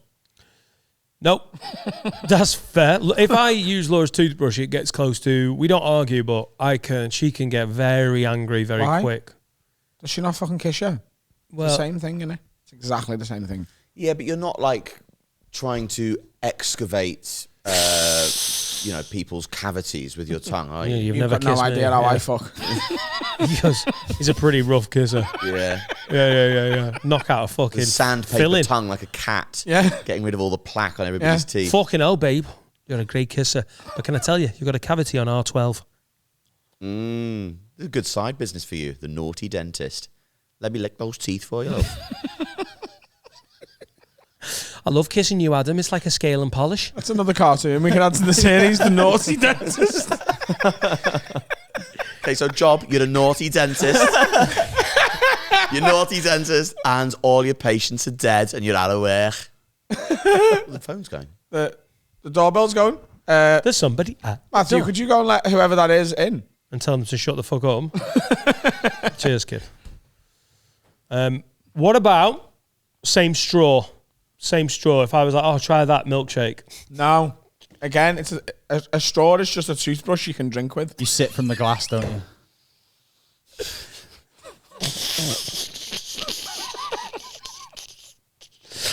Never watch him drink a merch milkshake. makes itself, doesn't it? On this podcast. Adam drinking a milkshake. Fucking rough. No, I think this might be a partner thing. This might be. Yeah, if you offer me a bit of your drink and there's a straw in it, you sip from the glass. So that I've just done it from the glass. Yeah, there's not loads of difference really. It's just. There is though, because your lip hasn't touched the same bit. What if you then kiss? That's that. If it's someone different. you'd kiss, you can have whatever. All right, we should kiss. Throwing it out there. Yeah. I think it's just, I think this sounds Imagine if misogynistic. 3 years into doing a podcast, that's how you dropped. Imagine to fuck me the whole time. Imagine the YouTube comments. Lad, that was a bit beyond the pale. I preferred it in Runcorn when you weren't gay. Fucking Liverpool's changed you, Dad. I think we should kiss. Just put it out there. If you want, like. Did I tell you about my cleaners and the lube? What? Oh, you'd left it out. Yeah, she won't. She just keeps putting the lube. Like, I suppose that's understandable, isn't it?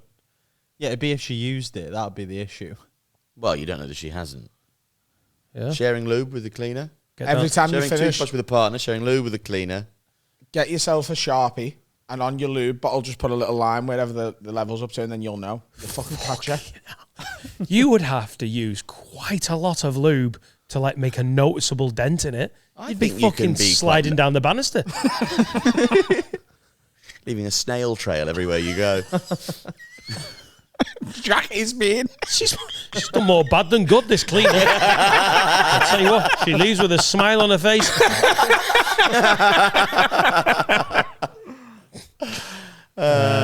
Happy in your work? I'm going to get on the vapes. I don't give a fuck what you say. Gina Marie Hill says, Such a weird thing for a 41-year-old man to just start doing. if you could, I've done it before. If you could do an, I knew before you. if you could do an exchange year with another, speed round. Sorry. If you could remember to clip smooth out, Yeah, I will. I want it. I will. If you could do an exchange year with another profession where you get to pause your job and do someone else's for 12 months on your current income, what profession or job would you choose? Did you get a year out? You can just... Murder defense lawyer. Cool. Yeah. Yeah. So many people going to prison. Why? Because you don't know the law. You don't need to know the law. Right. I know it's illegal to kill someone. I know he's broke the law. It's whether I can get him off, innit? You just have to use a lot of lawyer tricks. It's all about fucking jazz hands and shit. You know what I mean? Yeah, that's why Claire Sweeney is a phenomenal murder defense lawyer. You know, you're not seeing her on TV for a while. She's like, she's just doing jazz hands. Killed 9 people. Did he? Oh, fuck, he didn't. Look at her fingers jiggle.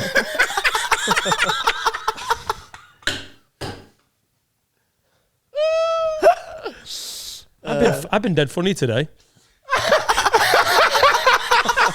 Look at this. It's fucking working. Nicotine's great. Makes me funnier. Yeah. Shut up. You've been very, very sprightly, actually. The vape pen suits you. Not in here. There's fire alarms, you daft twat. Is that a pube? Yeah. I could get people off. I'm not asked. I would go Amsterdam sex worker. 160 grand a year. Oh, yeah. But we're on the same money, aren't we? Yeah. I would just love to ruin the street for all them pervs. To just going along like, oh, yeah, should we get one? Should we ask how much it is? Fit sex worker, beautiful woman after beautiful woman. And then just me in my fucking kecks. You know when you walk down the red light district, are they all naked in the windows? No. No, they're all wearing, like, you know, lingerie. Some of them are wearing other things, more specific. I prefer women with clothes on anyway. Some of them are in fancy dress. What? Some of them are in fancy dress. Yeah. Submariner's my favourite one. Victorian Submariner. Honestly, she's dirty. When she opens that hatch, you know. I'm telling you, it's fucking working. I think I'd become like a primal fitness influencer, like Liver King. I'd go away and take, you know, lots of steads and get properly jacked and have a big red face and eat like bones and tiny like animals whole. I'd quite happily be a fitness instructor as well, but I'd just give them my lifestyle. Yeah. I'd be like, yeah, no, I swear to God, like Steak McCoys. It'll take like a year. But then you'll see results. Just get people on 28 Guinness a week for a year. Yeah, yeah. And then when the year's up, I'm just like, I was lying the whole time. Anyway, I'm a comedian. See you later. Yeah, and you're on the same wage. You're fat, but you've had a good year, haven't you? Been great. Happy. Yeah, teach people the true value of life. Yeah. You sell yourself as a fitness instructor, but actually you're a life coach. Yeah. Teaching them that these things don't matter. You've had 28 Guinness a week. You've had a lot of flame-grilled steak McCoys. Have you seen him eat a lot of flame-grilled steak? Yeah. Okay. Well, they're just on the table at the flat, staying with him. On the table at the flat? In a bowl? Yeah. Instead of potpourri. Please, do you not have a bowl of crisps? Please tell me on the fucking table you haven't got a fruit bowl, you've got a McCoy's bowl. Yeah. I get a multi-pack of McCoy's and I just put them in my little bowl. You fucking legend. It's just when you got people coming over, it's a snack, isn't it? Yeah. It's for all the time, though, isn't it? And like a tray of gold bars. Yeah. Take the boy out of Dovey. Yeah. Just say, hi lad, do you want some crisps? No, don't worry. I'll be there when you want them. I'm a good host.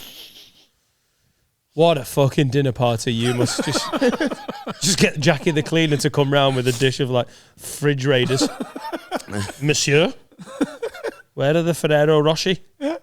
We've got fucking Kinder Bueno. If you tell me, if you're ever coming to mine and you tell me what your favourite crisp are, I'll make sure they're in the bowl. I'm never coming to yours. Why? We're going drinking in town. Said it before.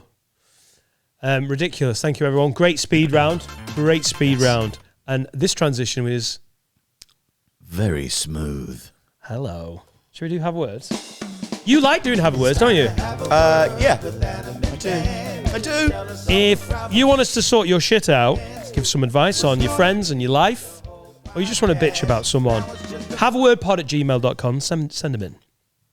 Are they going to be particularly spooky? Words. Yeah, because obviously when I prep an episode, I'm very aware of the calendar. Yes. So I've done a very holiday we're coming. I have done a very. I've picked out some very specific Halloween-based have a word. See if you can tell where they are Halloween-based. Hi.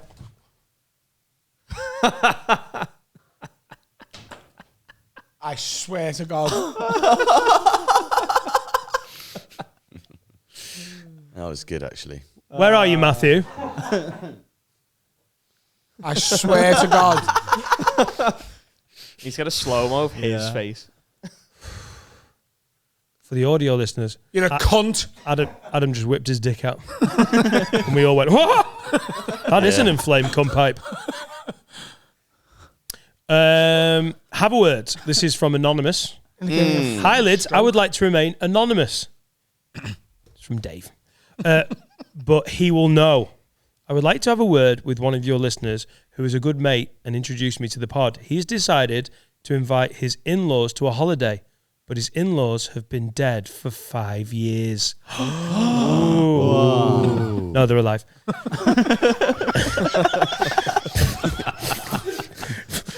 He has decided to invite his in-laws to a holiday that we were organising as a group of friends. We live all over the country, but get together at least once a year. We have a group chat, but it's awkward for anyone to say anything as they have asked them already. What are your thoughts? I mean, everyone want to do a slam dunk on this one? But what if they're really sound? What if they're like life and soul of the party? Right. I mean, right. So you know we're going away, boys' holiday. Yeah. If I brought Laura's mum Jude and Jude's partner Rob, on the boys' holiday to Tenerife. Yeah. Right. As long as she's game for the water park, who's asked? Yeah. Cool. Wouldn't mind. Right. Yeah. What if she's fit? Just keep complimenting her. Is Laura's mum fit? Until he thinks, is she? Wonderful woman. Supple. And I've just remembered Laura's brother is a patron. Hiya, Tom. No, but I think that's a great shout in terms of, you know, a way in which to alleviate any sort of problems. Jude, you are looking buxom today. What a charming woman you are. Your in-laws on a boys' holiday. How would you, you know? Is it an invite you'd throw out there? No, it's not something I'd do. I think you've got to have a difficult conversation at that point. You've got to take the group chat by the scruff of the neck. You obviously, you know what the opinion is, because otherwise you wouldn't have written into a podcast about it. You've written into a podcast. You wish to remain anonymous. And also, you wish to remain anonymous so the person who's invited their in-laws that also listens to the podcast, because you've remained anonymous, is going to think that another person has a mate who has invited their in-laws that isn't you. They're going to know who you are, aren't they? Yeah. The reason why you've maintained your anonymity is, you know, you're blown. So I suppose maybe this is a good way of maybe we're meant to address the camera and say, listen, in-law inviter, stop fucking about. You must have a good reason. Nobody wants to hang out with your in-laws. Hang on. If it's a boy's holiday and he's invited his in-laws, what about his own? A group of friends. It doesn't say boys. It's a group of friends. I think that is where. Okay. I think that would definitely go down. Like, and also, what type of in-laws? Like, God, we're so desperate for a holiday. Yeah, let's go Malia with these fucking morons. Like, I think it's a group of friends, but. We also don't know that they're going to Malia. They could be going on like a walking holiday around the Pennines or the Mendip. Oh, well then fuck off. You're going on a rambling holiday. You should invite your local vicar, you pricks. That's good. Honestly, if it's a boys' holiday and someone invited their in-laws, I'd have a whip around to fuck them off the holiday. I'd be like, mate, you've lost your place. Well, you'll have to pay for it. Great, we'll all pay for it and we'll be one man down and you can go on a rambling holiday with your boring cunt in-laws. Sorry, Jude. She's not. She's great, but no, it's not, absolutely bang out of order. I'd love it if Carl's mum came on the holiday with us. Oh, I know. Yeah, but she's already going to be in Amsterdam. Oh, because she likes Rembrandt. What did you think I'm on? Oh, fucking get that pipe going. Another one. Jake Wingfield. Wingo. One of my ex-girlfriends was called Wingfield. Faye, how are you, Faye? Jake Wingfield says, Dear Alvin, Dante, Carlos, Phyllis and Stephanie, need you to have a word with my bird. We have just booked our wedding and she's made a list of guests from her side of the family, which is already 70 out of our 90 allocated guests for the day. There's about 30 to 40 people who I've never fucking heard of or even met in person, bearing in mind that she hasn't seen these people in over 4 years. She thinks I'm being a cunt for saying that. I'm not paying for these gobshites to come and have a free day out. This is written in by Carl. Am I being the cunt or does she need to wind her neck in and fuck them off? Well, it's another slam dunk, isn't it? What? Oh, the slammers. Isn't it? What do you mean? Yeah, it's 50-50, isn't it? Don't be a bitch. I know if I ever get married, like I think it'll be heavily weighted on I've got so many friends and a big family and I've got mates all over the place. I think it would be, I'm so popular. I think I would have like 3 or 4 times. Yeah, you've got two guests for the nurse from the SDI clinic. Fucking hell, lads. I'm at the head table. Yeah, what? No, because that's not how it works. You're just going to have a bigger... You can't have a 90-seater then. This is where the mistake is, isn't it? 90 allocated guests. At a wedding? That's a small day, then bigger night, I imagine. Oh, okay. Is 90 considered a small day? Kind. It's like smallish. That'd be a smallish wedding, wouldn't it? Yeah.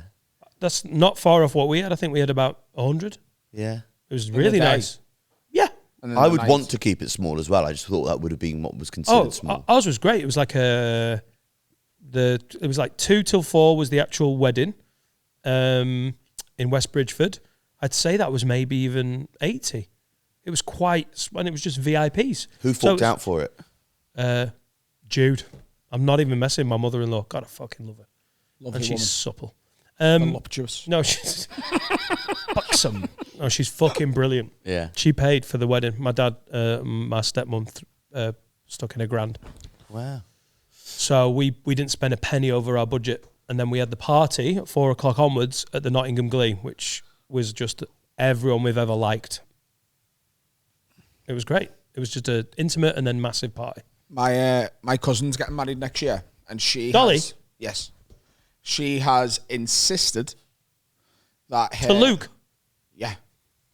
She has insisted that Luke has the exact same number of groomsmen as she has bridesmaids because she wants symmetry in the photographs, which has meant he's got to have 13 groomsmen. Oh my God, I've got a chance. We got on well. But I went to hers and she was like, I went, so who's on the list? She went, oh, don't tell him. I went, why? She went, like, there's, there's this person, like, there's a few people and then, there's a few that he hasn't really seen for a few years, but he needs 13. And I was like, who's on the list? And she goes, don't tell him. I went, why can't he tell me? And Luke he's just not asked, sip of his pint. He went, because you're one of them and she wants it to be a surprise. And I went, hang on, so Dolly, as close as we are, I've lived with yous. and you've just told me you're literally scraping the barrel of his life so he can have 13. But you didn't think I'd suss that I might be one of them at this stage. Yeah, he's gonna have 13. That's nice. He's run out of mates, so now he's taking mates from her side. Yeah. Oh, that's nice, though, because they're lovely. Yeah. Yeah. So if you are one of Luke's groomsmen and you listen to the podcast, it could be you that he didn't really want. So have a think about that. At the Luban restaurant takeover, Yes. there was 3 bookings that potentially shouldn't have been added to the list because it's a very set, like, these are all the places where people sit to eat. These are the table numbers and they're attributed. And then Dolly and Luke turned up, Slutty Susie from Johnny Bongo's mates, and someone else turned up. And I was like, I don't have any seats for you. So Luke and Dolly had to eat in the bar area because there wasn't anywhere else. I was like they were clearly very important people because they're mates and family, but they got fed last. I felt so bad. Dolly, Luke, I apologise. Luke, I really am sorry, and I hope I make the 13. I think you're 15. If she adds 2 more, you're in. Yeah, COVID. Doing all right. Yes, mate. Okay, great. I've met Luke. Yes. Oh, great. Are you married, Alfie? No. No. And I don't think I would get married. Not again. You don't want to commit 4 kids in, you're just not sure. I mean, like, you know, what else do you want? Like, we've got 4 kids. Like, what do you want me to commit? Like, we fuck off. Like, we've got kids. Like, what more could you possibly have from me? You've had my effluent make good on 4 separate occasions now. You're raising my STIs. You can't, like, what else is there? What can I give you at this point? And I don't think she particularly wants to get married either. And I was married before, so, you know. Oh. Yeah. Well, I don't believe it was 2 as well. Dame Judi Dench. No, because I wouldn't believe that. No. Like, and the amount that it cost me. Little sister. How mad's that? Who? Davina McCall's little sister, your ex-wife. Yeah. Becky McCall. Belinda. Belinda McCall. Belinda. Belle McCall. Yeah. Are we talking shit? Oh. Fuck off. Oh, he was married to Davina McCall's little sister? No, you weren't. Yeah. Were you really? She's very, yeah. She was the one, she's a yoga instructor, and she's the reason why Davina McCall does all those yoga videos. Nah. You chicksy little cunts. No. Yes. And when she kicked him out, Davina McCall was waiting outside to interview.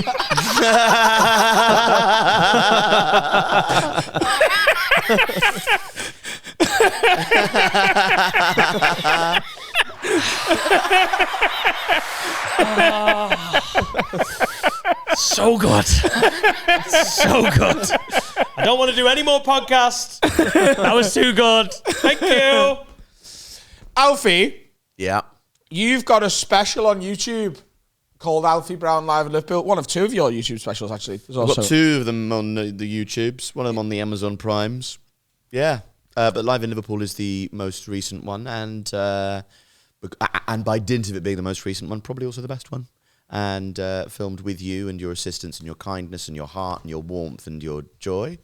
And I would urge everyone to go and watch it right this minute and comment something nice or something horrible. It all helps the algorithm. Like it, subscribe to my channel. Please subscribe to my channel. Also, there are so many more of you than have watched it. So just stick it on. Do watch it. Fucking hell.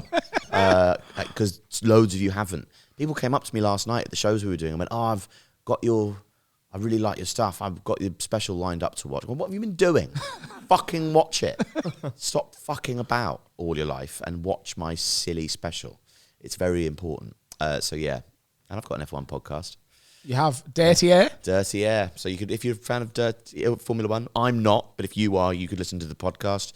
I watch it as somebody who hates Formula One, and but that's the vibe.